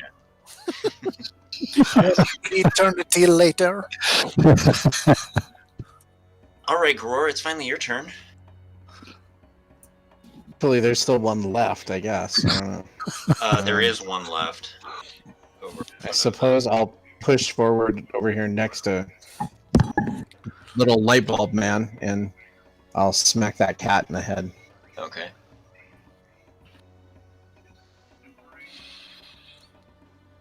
Good thing they got a surprise attack because they're not going to get a chance to do anything. Yeah, it was really my favorite part too, Casey. I really liked that. It's not my favorite part. I'm the one. Yeah, no. Yeah, that hits. For a massive 6, good God. 6 points of damage.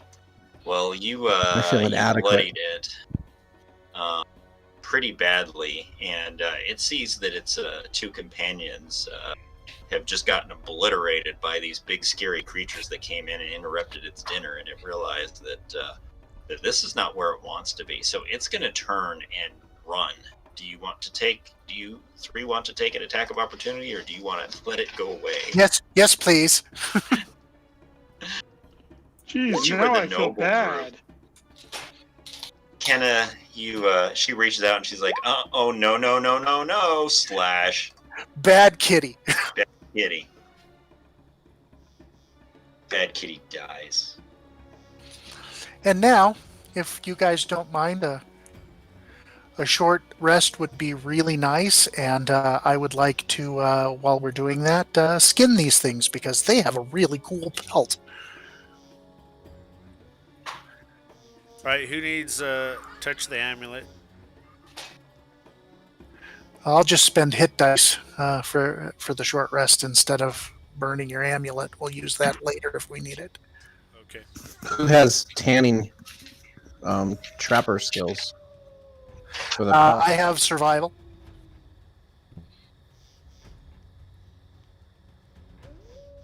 What did we get back? I from could a use a short medallion rest? shot, I guess. Kimber. Okay. Casey, is it okay if we do a short rest here and then Go ahead. skin the animals? Okay. Yes. I was sorry, I was reading while you were saying that because the pelt of the green spine panther is fairly valuable if it has not been too badly damaged. Oops. So the two initial ones that died, the pelt's not worth anything because they pretty much got obliterated. The one that you stabbed as it tried to run away is it looks like you'll be able to skin that pretty well.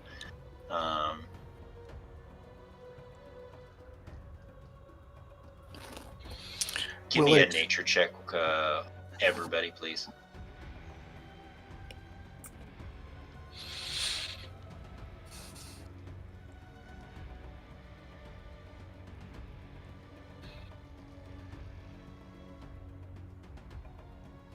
Mikey, it's a Green Panther pelt. It is. And Fleegan and Gror and Theros all know that it's probably worth between 8 and 12 gold. As you skin that, so that's quite a bit. So that was a good choice. Yeah. I want to add it to my cloak, my patchwork cloak. And as you guys are taking your short rest and you're working on skinning the panther there, you hear what sounds to be what sounds like wings flapping in the air, and you look up above the trees. See if you guys can remember. Do you remember the large red crown hawk with the glowing eyes? Yes. Yeah. Yes. You see that flying and kind of circling high in the air above you. And with a screech and a spread of its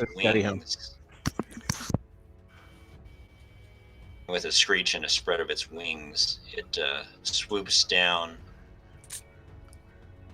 and seems to just kind of scan you as it swoops on by and then disappears off towards the north.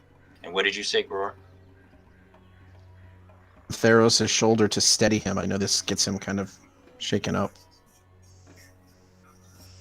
Like he was the one that was seeing it all the time before, wasn't he? And it was freaking him out. I think he was the one who happened to notice it more often. Yeah. So, yeah, he told me in private it was really scaring it was scaring him a lot.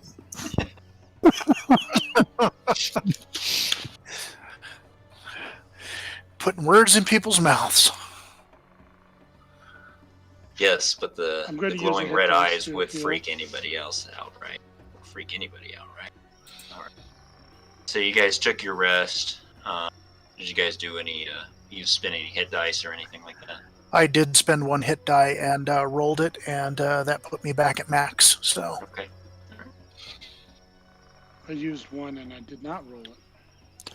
I will go ahead and use my last hit die, because I need some healing. All right. Well, you guys take your rest and skin your panther, see your red crown hawk. Any other comments or questions before we proceed? Don't forget you get to add your Constitution modifier to that roll. That's right. Thank you. Yep. All right. Anything else before we proceed? Nope. I will roll the pelt up and put it in, attach it to my backpack, and we will head out. Well, should we take the deer? Let's take the deer if it's not too terribly mangled. Dress it real quick, and then, yeah. Treasure, really, other than the pelt, so. Take the deer, huh? Yeah, might as well have venison tonight. Yep. Venison with the... Since we're not having turtle soup. with the frog legs. Venison with the frog legs. Yeah. I'm assuming the bear sausage is running low.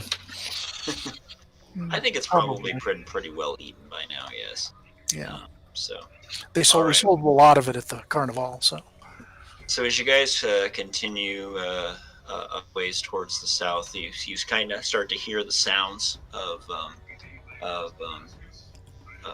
banging, as if they're working on something. So you know that you're getting close towards the road. And if you'll notice, I kind of moved the map a little bit. You can actually see a portion of the road at this point. So. Yay! You guys see as you draw closer, you notice that you have found the trail that you had came upon, and you find yourselves emerging back on the road just off to the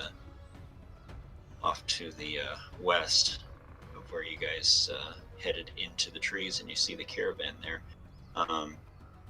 And as you near where the caravan has stopped, you see Vestia kneeling beside the front left wheel of the lead wagon. Despite your distance, she looks up and catches sight of you before straightening and waving to you. And as she strides in your direction, you can see Bran turn from the second wagon to make his way over to you. Vestia says, "Well, I see that you have you had a productive outing." She's taken a look to the weapons and the armor and the trinkets and everything that you carry that you drug out of the shrine there. She says, and you know, you're obviously entitled to a fine share of your efforts, but, well, with winter coming on, we should distribute some of these through the rest of the troop, you know. Of course.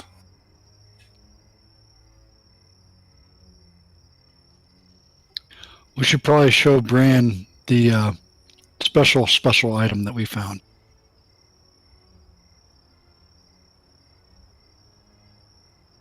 Go ahead and work through that. Who's carrying it? The flowstone. Oh, I believe I was carrying it. I will show it to Bran. I will also show Vestia the wand of the War Mage. You get a high whistle from Vestia. When she sees that wand, that's great, and you pull out the flowstone. What do you say to Bran? You know that Bran is blind. He seems to be able to see. He perceives more things than people would think, him being blind. But just I think holding the flowstone up isn't going to really do anything. You're probably gonna have to No. talk about that one. I'm going to actually put it in his hand and say, "We found a flowstone." And you reach up and you put it into his hand, and Yep. you see instead of his sightless eyes going towards what's laying in his hand, you see him just very smooth and caressingly wrap his hand around the flowstone and close his hands over the top of it. And he looks at you with his sightless eyes, and he gets the strangest expression you've ever seen on his face. You're not sure what to make of the expression. It's even hard to describe. But then he says,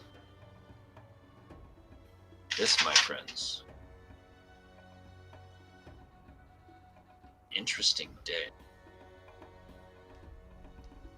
We know that we've been through a lot over the last couple of days, but the sign of what we have received this day may portend for much better things than we've been expecting.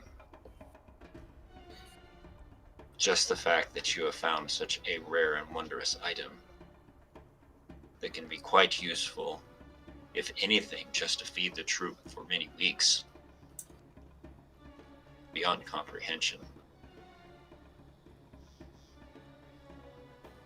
You have shown yourselves worthy once again.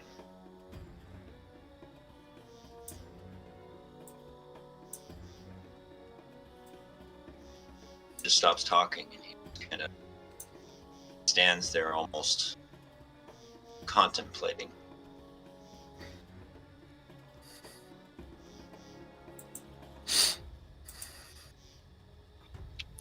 I'll carry the deer over to the one of the food wagons so it can be properly dressed and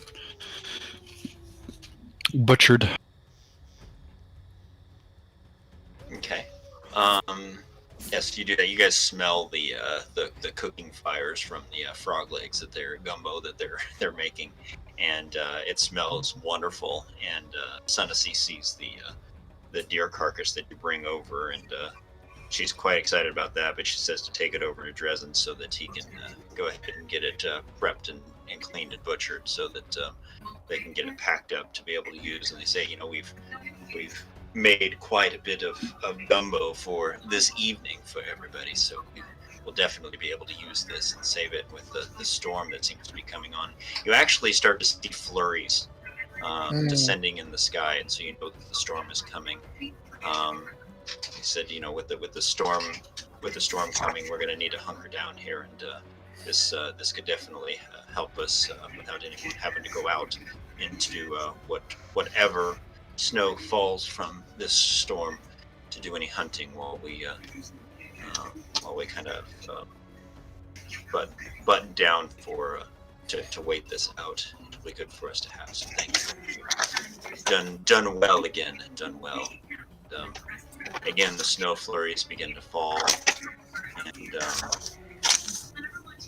and there seems to be a bit of cheer. They were able to fix the axle pretty well. They were just finishing up when you guys got back. They're pretty excited about the fact that you had brought all of these items. And is there some discussion on what it is that you all would like to keep as opposed to what you want to give to the troop? Are there specific things that you want to keep to yourselves?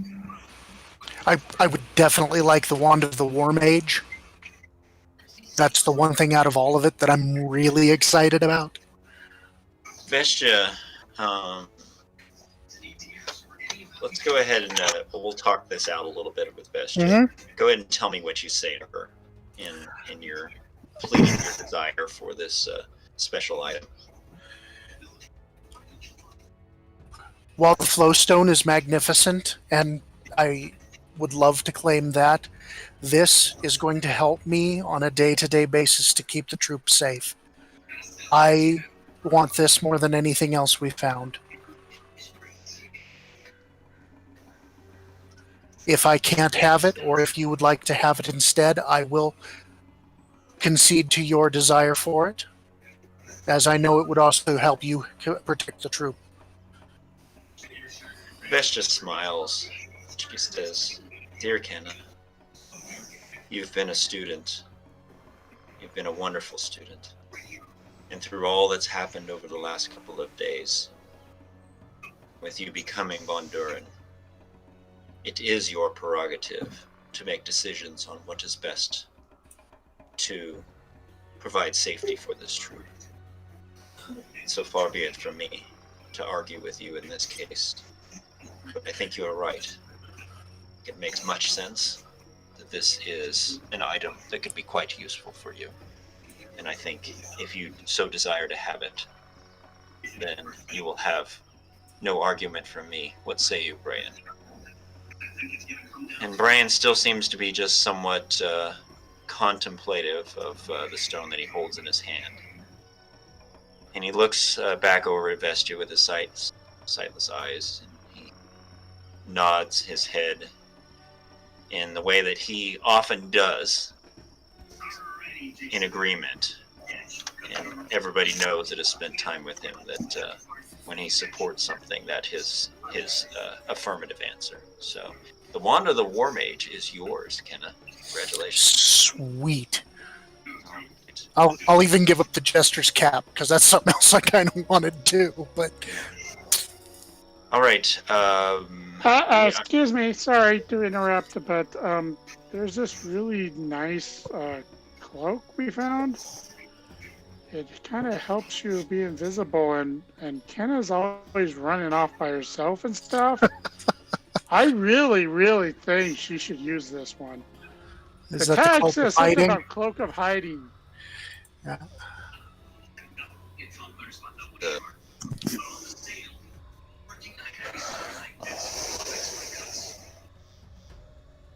The main This, reason is because it gives you a proficiency in And stealth, stealth. which I already have.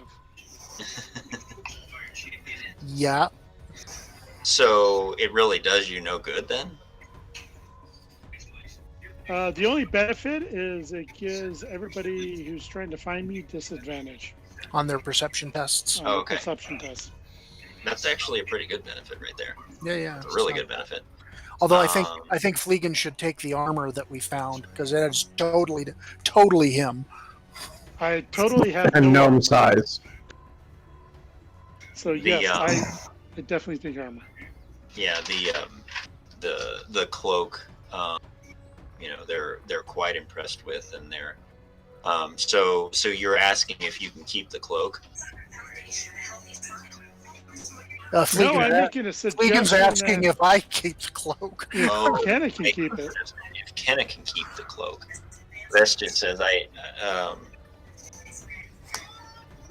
well, I can see that this would be beneficial for any number of people, and Kenna could use this, so could some of the others, and there are others within our troop who could benefit from it as well, and with the benefit and the sharing that we often do, considering the wand that she was just able to acquire as her own. I think it might be best if the troop hold on to this cloak and keep that. Of course. As part of what's best for us. Do you not agree? I do. I agree. Fleegan, what do you think? Sounds good to me. Are there other things that you've found? And any of you can speak up at this point. I would like the potion of invulnerability.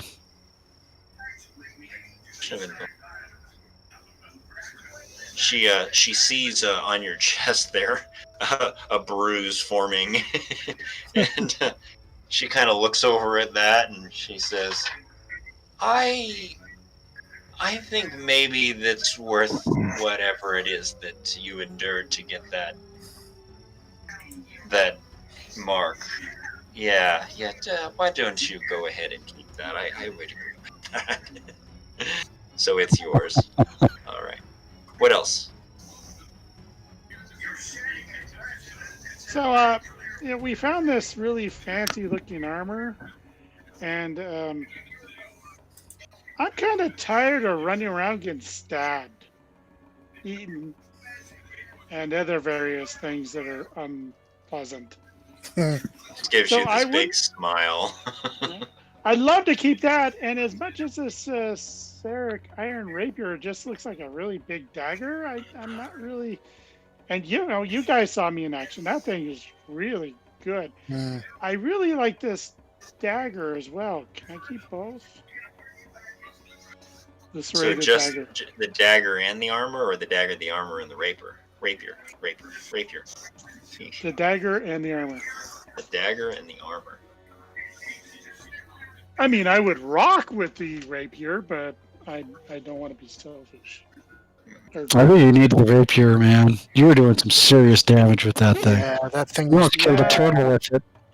Dagger does damage, bleed damage every turn. 1 point of bleed damage every turn after he attacks them.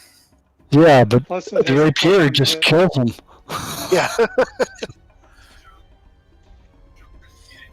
Well, I would really leave that decision up to you. I can see that the armor is just the size that would fit exactly what you need, and I think it's as many of the rest of these things are quite useful and to those who need it most. I think that the armor would be quite useful and helpful to you, and I see no reason why I would argue that the armor would be best for you. You are good with daggers, and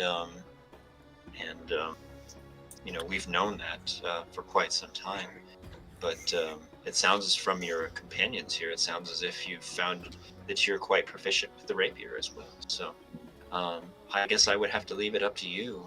We can always use daggers and we can always use rapiers for defense. I would have to have you choose between one or the other, and we'll keep the one and use it, and you can keep the other. So what would be your choice, Fleegan? I will go ahead and keep the dagger, because the dagger is more my thing. More Fleegan. It's a little more Fleegan. Yep. Yeah. Okay. All right. On a side note, you remember that black obsidian dagger? Yep. We handed that over, didn't we? Yes. Yeah. Yep. Okay. Yep. It was more or less not useful for us. Easily broken. I was using it. Yep. In a scary, scary way. I say I don't need any of the arrows or bolts that we found, the piercing bolts, the hunting bolts, and the serrated arrows. So I will give those up gladly. We can give those up gladly. The troop can always use those. Haven't heard from Kimber or Gror on anything yet, so. Gror would kind of like the serrated or serric arrows, whatever that was. I think they were serric, but I'm Serrated arrows. Serrated arrows. Yeah, serrated arrows, +1 to hit and damage, non-magical, takes 1 point of bleed damage until Con 12 save. We know I that. think And you'll have to, that one bronze armband. I think there was a bronze armband that was on the brigand leader that Roar killed. What's items from the bronze. TDD? TED. Yeah. Well, under regular items, we got from TDD. The Darkest Dream. Okay, so those items are been around for a while. Yeah.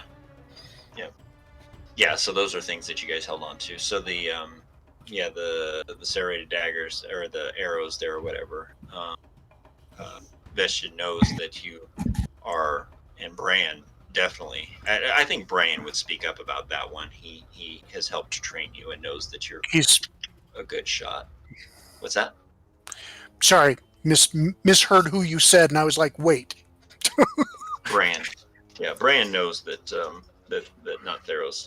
Gror is a good shot with a bow and recommends that he has definitely earned those and that he can keep those. So, Gror, you can have the serrated arrows if you'd like. All right, Kimber, was there anything that you guys acquired there in the shrine that you have your eye on? Oh, I was looking at the invulnerability potion just to have around as like a utility item for whoever might need it. But then, Didn't Theros get that? oh, Or was Yeah. there? Yeah, I took that Yeah, already. Theros took that. well, Yeah. the only thing I can think of that's here because I've already got a mace that gives me a bonus to hit. I think that's more important for my character than 1 to damage. Mhm. So I actually, if I was to do anything, I would want to bring the flowstone and the jester's cap together and sacrifice my pick of something and give to my brother the jester's cap so that that item and the flowstone could stay together because it actually has a setting for a flowstone or 2 or 3. Mhm. So I'm choosing not to take something for myself but to give. I was assuming that I mean, I'd give up the invulnerability for all of that as well to keep that in our group, but the flowstone alone is probably the single most expensive item out of all of this. It's probably worth more than everything we found. Yeah. It is no BS on that. So As you begin to bring up the subject of the jester's cap and the flowstone, you see Mother come from one of the wagons, and she waddles on over and she says, "Ah, Mizetis, you have returned. What was it like visiting with the fool?" It was funny, interesting, And and we got bank. we also protected the shrine from those who would defile it. there were gnolls and a dark elf. An expression of interest shows up on her face. It almost seemed as if the shrine had been waiting for someone to come, some followers, to come there and had these gifts for us. And the timing was rather special in the fact that we were able to protect it from being defiled. I am not surprised. I have seen things like these happen before. So, but it seems as if you have also found some information. Tell me, what did you learn? I give her the letter. I'll give her the letter. You often see her do this, where it's as if she knows something that you're going to tell her before you tell her. Yeah. But seeing as she's a seeress, it's not surprising. But it's still, sometimes it's like, oh yes, that's right. So she takes the letter and she scans over it. And,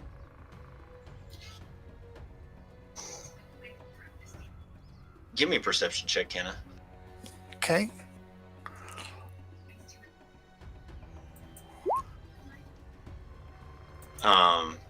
Yeah, she scans over the letter, and then she looks at it. And there's a cook fire nearby. She takes a letter and she throws it in the cook fire. Oh, okay. And she says, "There's see a hat. Mhm. He's a jinx. Yes. Jester's hat. Yes. Quite impressive. And did I hear that a flowstone was also discovered? Yes, Bran has it. These are quite special and useful things, and can be worth quite much that will feed us a long time. I think it'd be important that this be part of a reserve item for the troop as necessary. I'm sorry, I know that you have earned your keep, and these things may be useful to you, but this kind of stuff is more useful to the troop as a whole. So I think we must hold on to these. Of course. Please understand. Please Of course, understand. Mother. It's not like Ken is ever going to say no to Mother about something.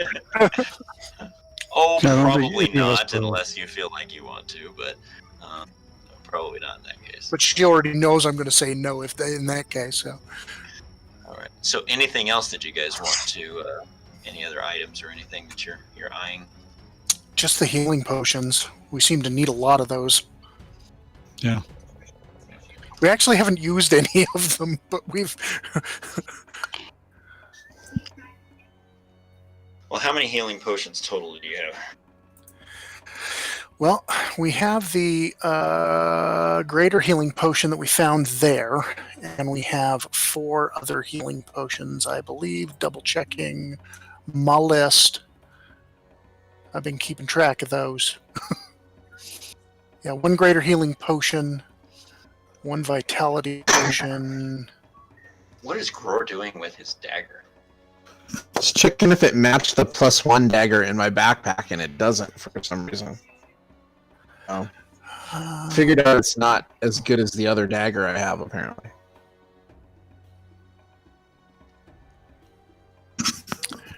We have a potion of Hill Giant Strength, 4 healing potions, 1 greater healing potion. Oh, we just found the other greater healing potion, so that would be 2 greater healing potions.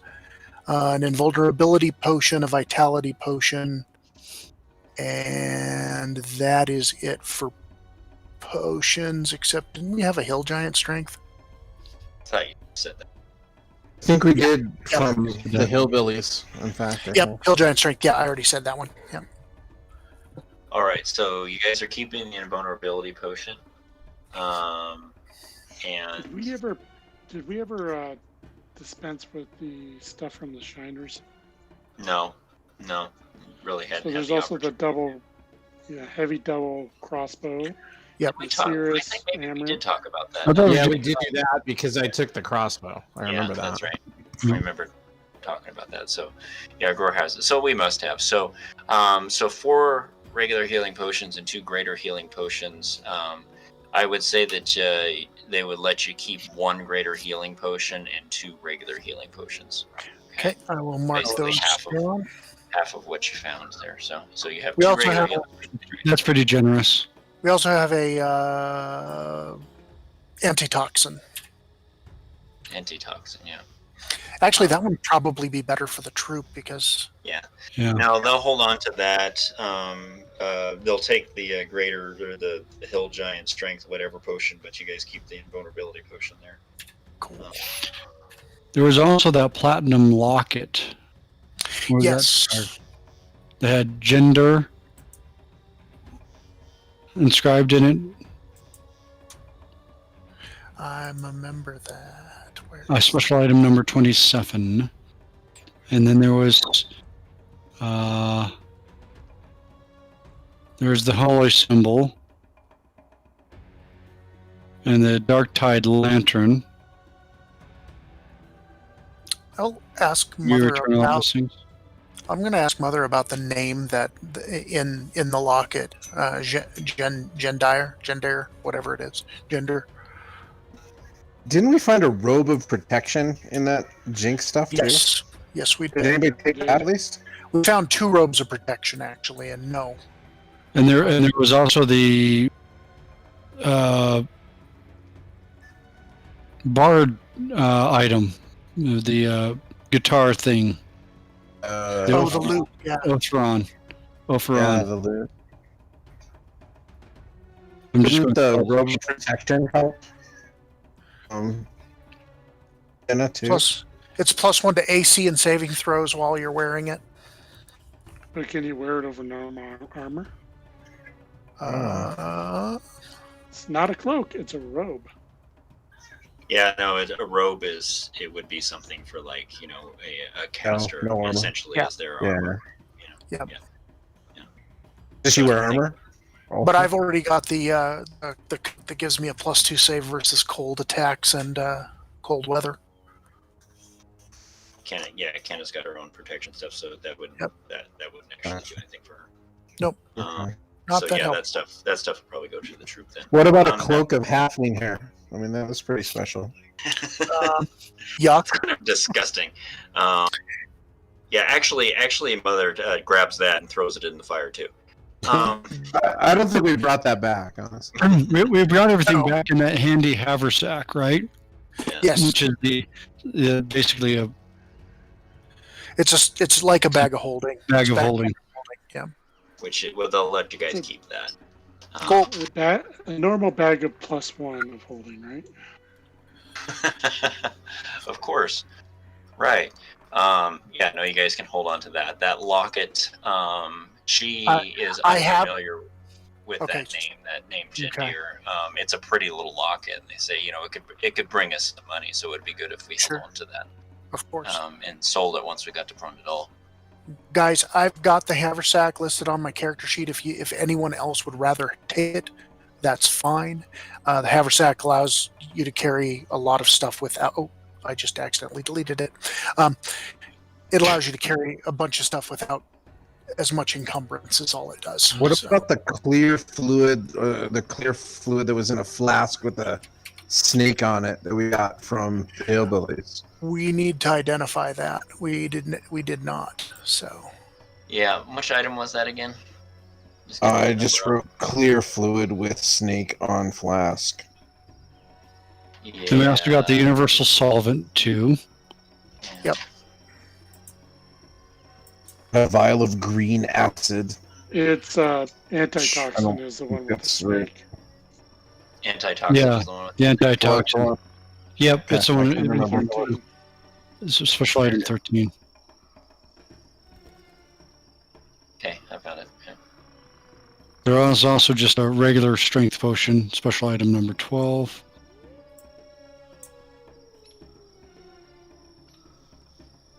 So, okay, so we're gonna. So I'm gonna do this. I'm gonna take the flowstone out of there.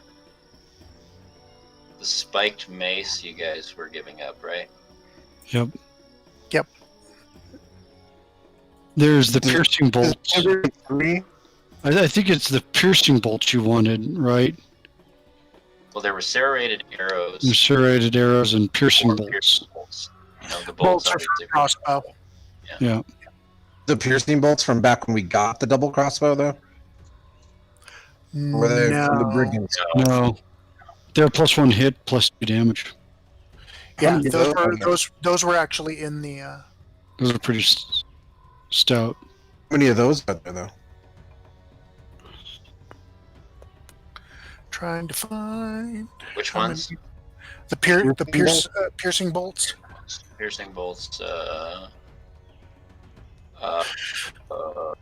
know there were a few of them. I just don't remember. Yeah. I need to find that real quick. It Sorry. looks like there could have been 2. Of my note. There was like 2 of something else with the brass-handed crossbow. The brass hand crossbow, rather. I think 2 different types Three. of things. Okay, so 3 serrated arrows, Hmm. Gave those up. 2 hunting bolts, and 2 piercing bolts. That's what it was. Okay, hunt and pierce. Okay, couldn't read it. Can Gror take those for the crossbow, or do they want to keep those for the 2?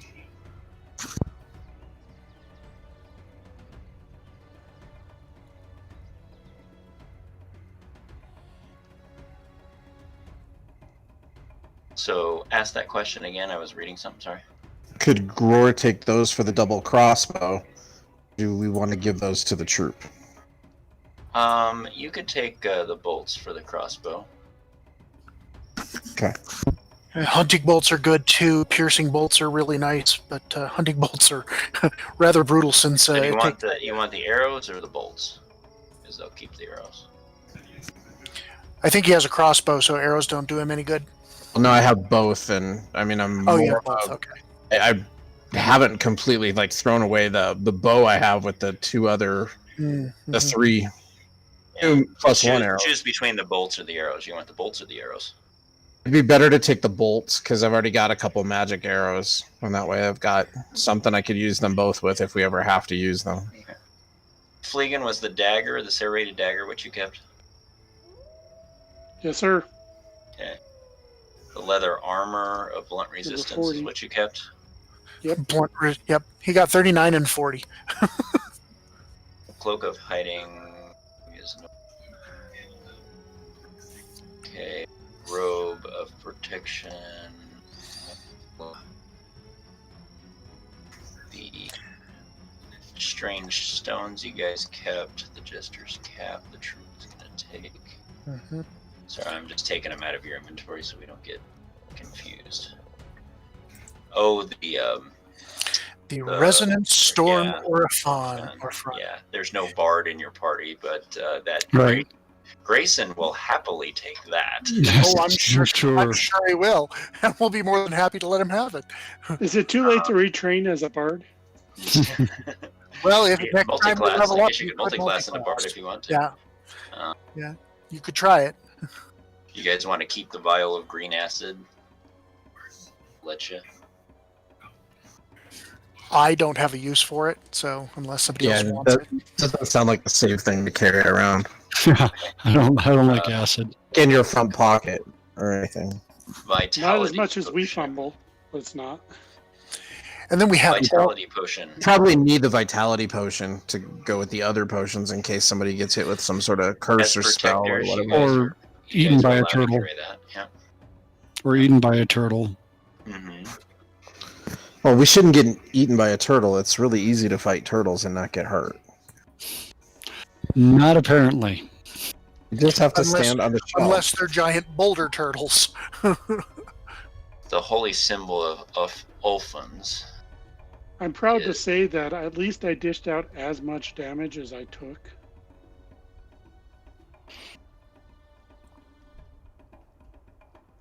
Okay, I think that I'm making sure that we're good to go. The rapier goes. A wondrous item, the holy symbol of Uflans is a wondrous item, but it's common. Well, wondrous item is just 5e's way of saying that it doesn't have a category to put it in. It's kind of the catch-all category. So it's not an armor, it's not a weapon, it's not a Oh, potion, it's not okay. a scroll. A wondrous item is just a. Hey, Gror, do you have the striking arrows? Are those the ones you have for the bow? We had like 6 of them or 4 of them before. Yeah, bow I with had strike 2 of arrows. them. That's what Casey meant to write on my sheet, but he wrote with +1 arrows, and I don't know if that's really what a striking arrow is or not. They're +1 to hit and damage, but non-magical. Okay. That's what he did then. Yeah, he's got it right. Okay. Okay, cool. So I still have 2 of those. I have not. Yeah, used we either. both do. And then I just. Oh, sorry, gave I had the- 3 of them. I thought we had 6 also. That it would have been 3 each, but somehow I ended up with 2. Yeah, I only have 3, and I haven't used any yet. So either you have 3, or we only found 5.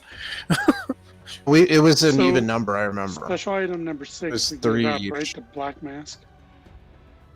That was from back in the cottage, yes. Yes, we gave that up.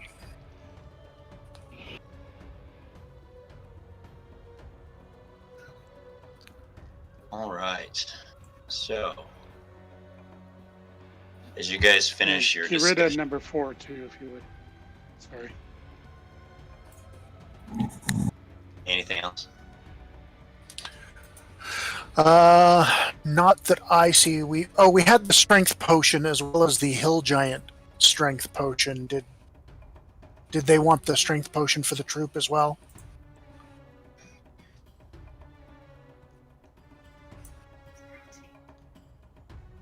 Okay. I'll be right back. All right. Did we keep the Cirrus amulet, special item 16? That was something that you were looking to find to bring Got back, it. and so you brought it back. So I'll take that out of your inventory. It was more Yep. of a retrieve quest item. Yep. So yeah, that works. Okay. Anything else? Yeah, you can remove special item number 18 because I don't think we Yeah. have moonshine anymore. Yeah. I think we destroyed all of that. And then I'm waiting for Yep. the universal solvent you guys held on to. I'm waiting Mhm. for 23. back before we continue. 23. Those are the glasses. Nearsighted spectacles. Yeah. Anybody want those? What do they do? Those advantage on investigation and perception checks made on objects within 14 inches of the wearer. Okay, I can see the use for investigation, but perception seems kind of odd. But yeah, okay.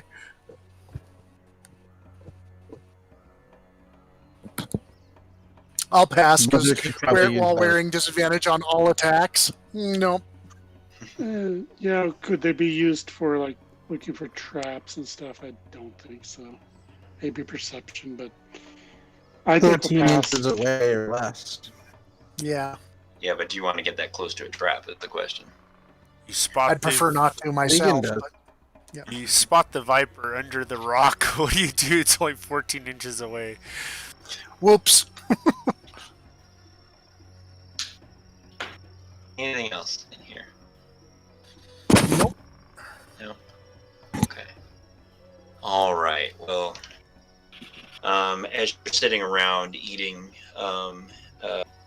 your bowl of gumbo and talking about what items that you guys have stumbled upon and how they could be useful to the troop and how they can be useful to you, the discussion kind of comes to a completion, and Brian nods his agreement and begins to open his mouth to say something, but he stops short. You guys usually have remembered this to be when something is up, because his senses are always very sharp. I'm gonna look I'm on around. my feet. And you see he casts a blind gaze to the road beyond, just past the wagons. And after a moment of watching him, Vestia follows his stare. And you note the color draining from her face. Mimicking her action, you all look down the road and you see Craig. And only Craig. Slowly approaching on his exhausted horse. From this distance, what's that? I sprint. He's my Okay. dad. Yeah, Kenna sprints towards her dad. And from this distance, you can't see to what extent. But he is obviously wounded, and his normally rigid posture is so slackened he looks as if he could topple from his saddle at any moment. I start running also to help with him. Okay. As soon as I get within touch distance, I'm going to cast Cure Wounds on him. As he nears, you see that blood has nearly soaked through every inch of his shirt, and he's holding his right arm at an odd angle. And his horse looks to be struggling as well. And it's actually struggling from the weight of another person that's draped across the horse as they draw closer. Oh no. Oh no!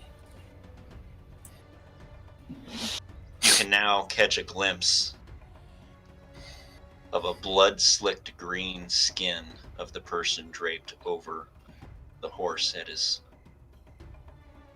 waist in the saddle. And I was without hoping for the waiting, blue Vestia gnome. also sprints over to help him, with Brian close behind. What was that, Gror? Gror was hoping for the blue gnome. Be across the horse. And you guys sprint over to them, and Kenny, you said you immediately cast Cure Wounds upon your dad. Unless Khaleesi looks worse, then I'll cast it on her. Go ahead. I mean, you cast, I cast. We both. Okay, yeah, you Yeah. cast. You get her up. I'll get him Yeah. healed. So obviously, you guys begin to minister to both Kalnassi and Cray, and they are in rough shape, and the healing helps somewhat. But Vestia carefully wipes a rivulet of blood away from the deep cut on the weapon master's forehead. She says, "By the gods, Cray, what happened to you? Where is Borag?"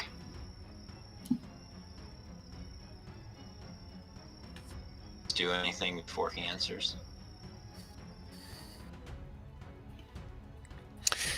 Kenna can't. She's too busy crying. And I want to hear the answer, so I don't say nothing.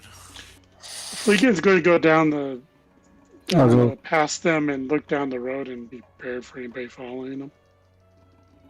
And I'll Yeah, be you look- helping my mother off the saddle or off the horse. Fleegan heads past them down the road and looks in just a fleeting hope that he might see Borag coming behind.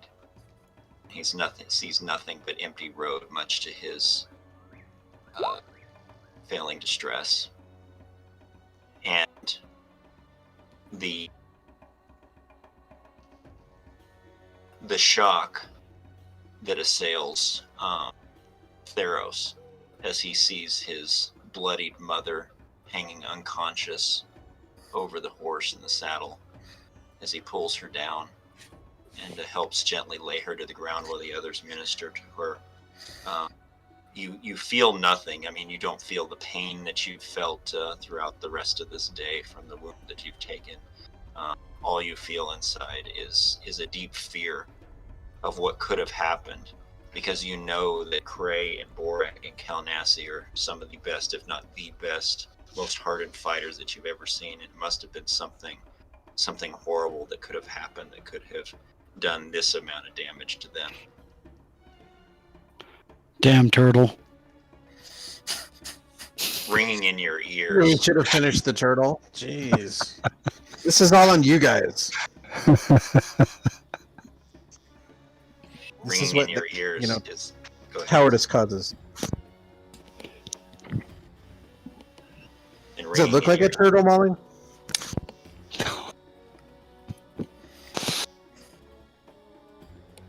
Go ahead, poor Casey. turtle. That poor turtle. Ringing in your ears is the question again that Vestia asked. By the gods, Cray, what happened to you? Where's Borag? Cray's red eyes meet hers for the briefest of moments. And then you see sadness and anger welling up together behind his red eyes.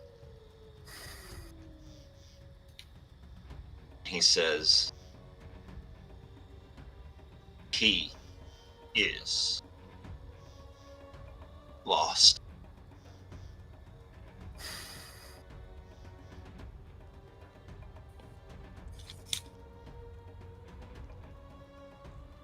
my.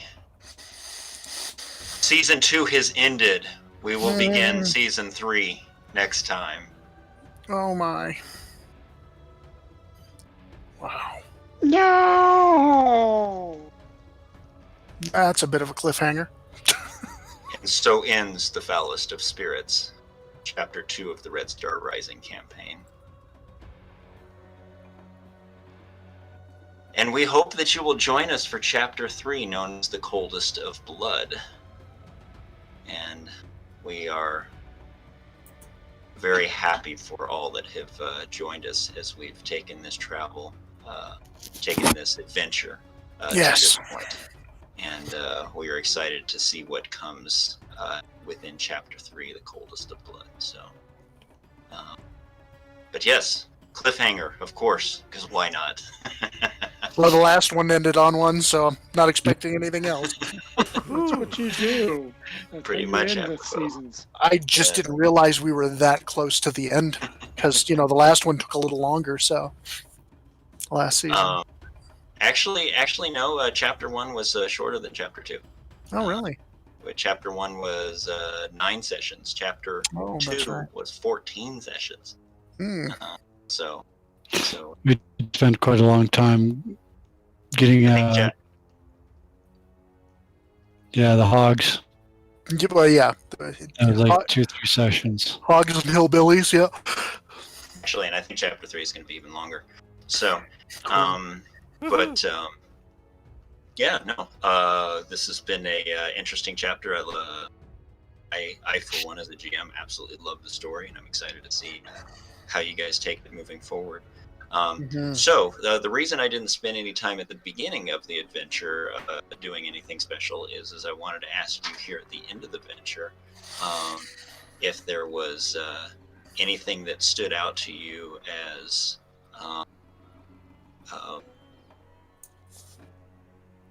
special kind of game breaking or something really different or unique than any game or any role play that you've ever had before, any adventure that you've ever had before. Well, I could say that there were a lot of, I can't quite say random characters, but there was a lot of characters introduced on the road that had a lot of personality. And on top of that, we got a special guest to play one of them. And even though Alphinius Goo is usually very polite, this particular character he was playing was quite different. And Oh, yes. it's easy to like Alphinius, but it was easy to dislike the character he was playing too. So I don't know if I could say there's anything. Gnome. I would say the characters. We ran into Myron the Ugly Troll also this session, and so that stands out quite a bit to me also. Yeah, a lot of NPCs. In fact, to give you an idea, and as with all adventures, there'll be a lot of things that are designed that a lot of characters won't even experience. But 47 unique NPCs in this chapter alone, not counting NPCs that have reoccurred from previous chapters. That's a lot. I mean, Crazy. that's Pretty interesting. It's very interesting to know that many NPCs and how to follow them and how much information there is for me as a GM to be able to actually portray them, but not too much for them to be cookie cutter. There's a lot of room for inspiration and use of those, and how as you interact with them, they develop and become who they are. So yeah, I think NPCs are very much a unique highlight of this. Anything else? yeah, they're well developed NPCs, is what I would say. And I will say this: know that as you encounter them, depending on who they are, it's quite likely that you may encounter them again. So just know that in some cases, maybe not. In some cases, they will. But think of this adventure as a epic novel, epic series of novels, to tell you the truth. And know that these stories and these tales are far from over. And there are many hooks and many threads and many ways that you can experience these. So, that's what I love about it. As a GM, I can actually sit down and read these adventures and feel like I'm reading an epic series of books. It's a great story. Yeah, I've started delving into the first chapter so that I can try to run it for one of my groups. And wow, there's so much in there. It is just so much information and so much good story. And I will say eat your heart out. It's not quite to that level, but there is a masterpiece there that we're comparing it to. But that's pretty cool. Hey, Lee, I will say, and for anybody listening, if you're interested, at the Darkest Dream for Fantasy Grounds and Fantasy Grounds Unity is going in for Fantasy Ground, or for whatever they're called again. What's the name of the company? Starts with S. I can't remember. Whatever the name of the Fantasy Grounds company is, they're going in for approval right now. So Awesome. that as of today, it was finished. So. Well, I bought the chapter 1 in Roll20 because I'm finding that I like Roll20 for D20 for 5th edition better than Unity, especially since Unity unfortunately is still in beta. So. Well, I'll tell you what, though, Unity, the version for Unity is spectacular. So that's pretty cool. So, anything else from anybody before we do one more thing and then finish up for the evening?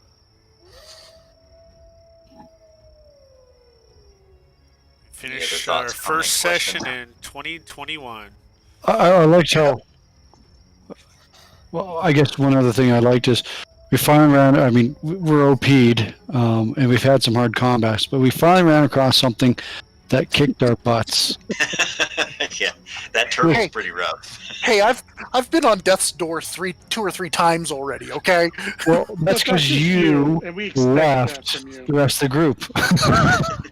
That was on you. Well, I like the fact that they take kind of traditional monsters and tweak them. Right? Alter 'em. So some of the monsters come out and don't quite act like what we expect them. Yeah. They have a uniqueness about them that helps kind of break the metagaming mold. I was reading a forum thread, or really it was a Facebook thread about somebody that I know who GMs a lot over in Denver, and he was kind of bemoaning the fact that it was pretty common for his players to bring their monster manual to the game, and he was asking the question of whether or not there were other GMs that allowed the monster manual on the table during the game session. And I'm like, screw that. If you're my player, Yep. you're not allowed to have the monster manual with you. Mm-mm. I'm not play that way. There are people who memorize that stuff. I would say, bring Yes, it there along. are. That's their prerogative, but they, Well, and I'm not gonna. That's where they're just gonna roleplay do what they comes do, in. so. The player needs to make rolls, and if they make rolls on asking questions, and they may have a particular reason to make that roll, then and they're successful with whatever the difficulty score is, and yeah, I'd let them know something, but yeah, not just have the book open to it. Yeah, that's weird to me. That I've never played that way. I've never played with people that would play that way. I mean, even all the Adventures League that I've played, I've never been in a convention where somebody has the monster manual open on the table other than the GM. No, yeah. The issue with that is it leads to someone going, well, no, that's not what this thing says, and starts arguing with you, right? Yeah. What it is you're missing the point of the entire endeavor, people. This is about a story that you're living out in real time. This is about having an adventure. Just because the kobold isn't just a 1D, whatever monster, it's a 5D monster for some reason. Let it be. Live out the story. I would assume if that's happening, you probably have a player that's pretty new to the game, and so there would need to be some explanation and stuff. That way, That could be. Yeah, that way they're not like, I spent this kind of money on this book, and you'd be like, well, yeah, you did, but you need to But role play you're your not the character. GM, so. If you're gonna have it, at least know that your character doesn't know that and play that. Yeah. So my question for Trey is Papa Smurf? Did I miss a reference? He's Here's just the dancing. Blue gnome. He's the blue gnome. Oh gosh, I got it. Yeah, there you go. Oh, Phineas told me. That's awesome. Well, I appreciate every single one of you and what fun we've had over, really 10, 11 months now. As Chris just mentioned, this is our first session of 2021, which is our last session of Chapter 2. But we had the holidays to get through, so it's glad that we were able to come together. And I'm looking forward to Chapter 3. You guys are gonna love it. It's amazing, and we'll start that up again here soon. But looking forward to getting into that one and seeing where we go from there. What is Theros thinking right now as he sees his on death's door mother lying at his feet, bleeding out, and knowing that his father is gone? He's going to use his last rage point. He's about to go berserk. He is going to lose it. Yep, he's about to. Yep, I. Not that I know anything, but I was just anticipating that there would be some bad things to occur. So I was actually saving a rage point specifically for that. Let's make use of this. And You where's the couldn't use it pinata? on the turtle? It didn't really help anyway because I couldn't hurt the thing. He couldn't do it again. Well, at least get a pinata out full of candy for the kids. So yeah, Theros is about to just lose his marbles. Okay. We have just a little bit of time. Do you want to describe that on what exactly he does? Upon getting his mother off the horse with Cray and putting her down and allowing others to administer, he will proceed to bury his axe in the nearest tree, start screaming at the top of his lungs, and proceeding to chop down the tree with Graxel and venting all of his anger and frustration and Foaming at the mouth, basically. he's going to be definitely foaming at the mouth. His hair is not going to be in any... He's going to look like a wild man, and he's going to be wide-eyed, eyes dilated, brake lights, bloodshot. He's going to be pretty... He's in a complete state of shock and reacting the only way that he knows how to react to such a thing, to such news, and that is kill, maim, and destroy. It doesn't matter what it is. He's going to, obviously he's not going to go after a friend, but he's going to destroy whatever he runs across, and that's probably going to be for the next week. That makes sense. Give me a d20 roll, please.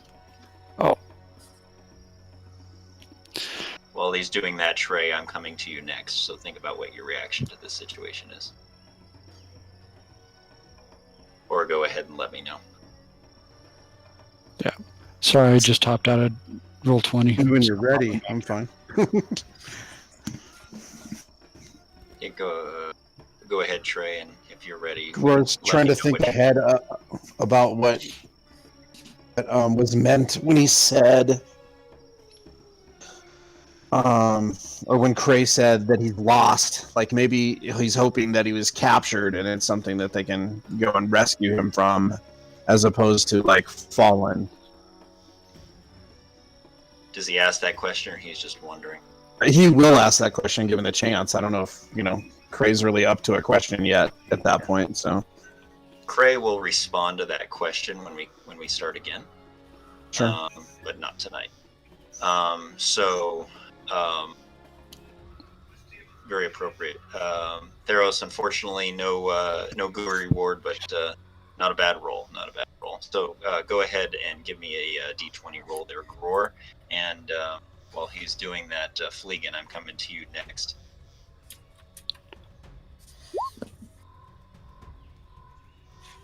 I can't quite understand what's going on. There's flame and birds that are acting funny and undead things, and now the rock that keeps everything together, Borag, is missing or dead or both.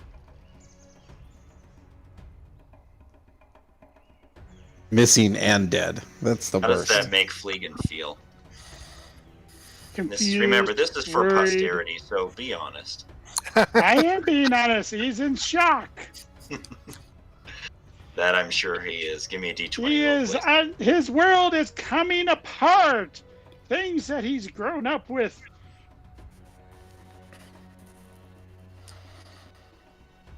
Yeah. It's rough. Yeah, give me a d20 there, Fleegan.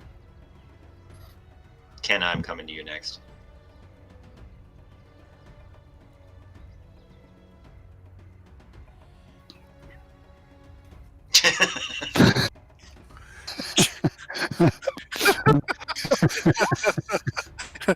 No. Fleegan I is got so the lowest number. Fleegan is so distraught. He is so distraught that he just has no desire to do anything other than just kind of sit in a puddle of misery. Isn't there a chance he made a puddle if you rolled a 1? Like, you know.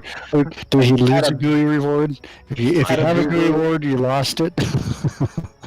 Awesome pants. I'm not that mean. I was trying to think if there was something special I should do with that one, but no, I think at this point we'll just move on to Kenna. What has Kenna experienced at this point?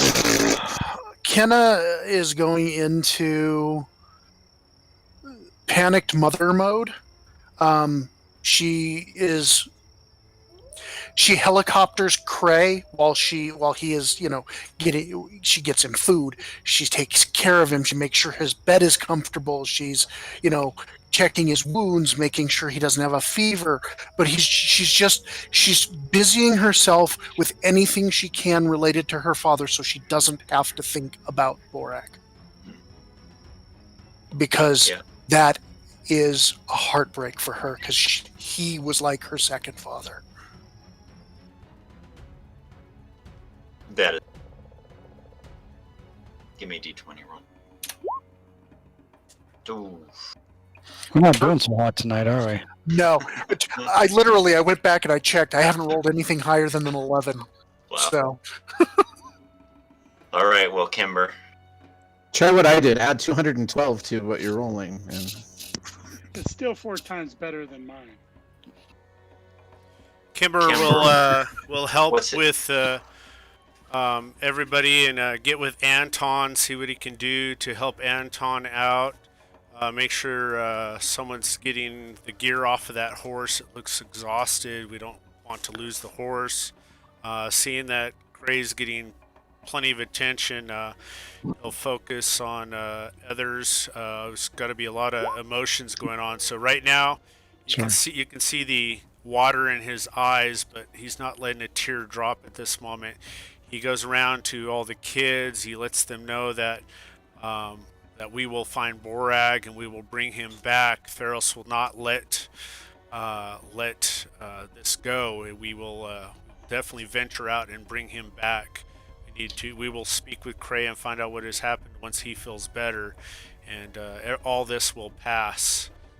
And, he's just running around, but he keeps checking with Anton to see what he can do. And probably expended all of his amulet. Yeah, probably expended all the amulet charges already to try to heal them. Yeah, you guys do what you can to keep them alive, and it takes some work, and it takes some prayer, and it takes some special healing and magic and stuff like that. But you guys are able to keep them alive. But you're trying to distract yourself by doing things, and do what you do. And so that is definitely correct. Go ahead and give me a d20 roll then, please, Kimber.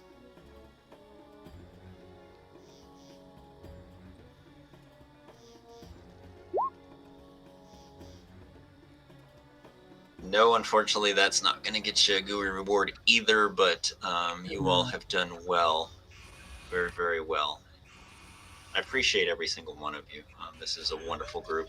I sure have fun with you all, and I'm looking forward to continuing into our next chapter. And I think that's where we need to be done for this evening, unless you have anything else.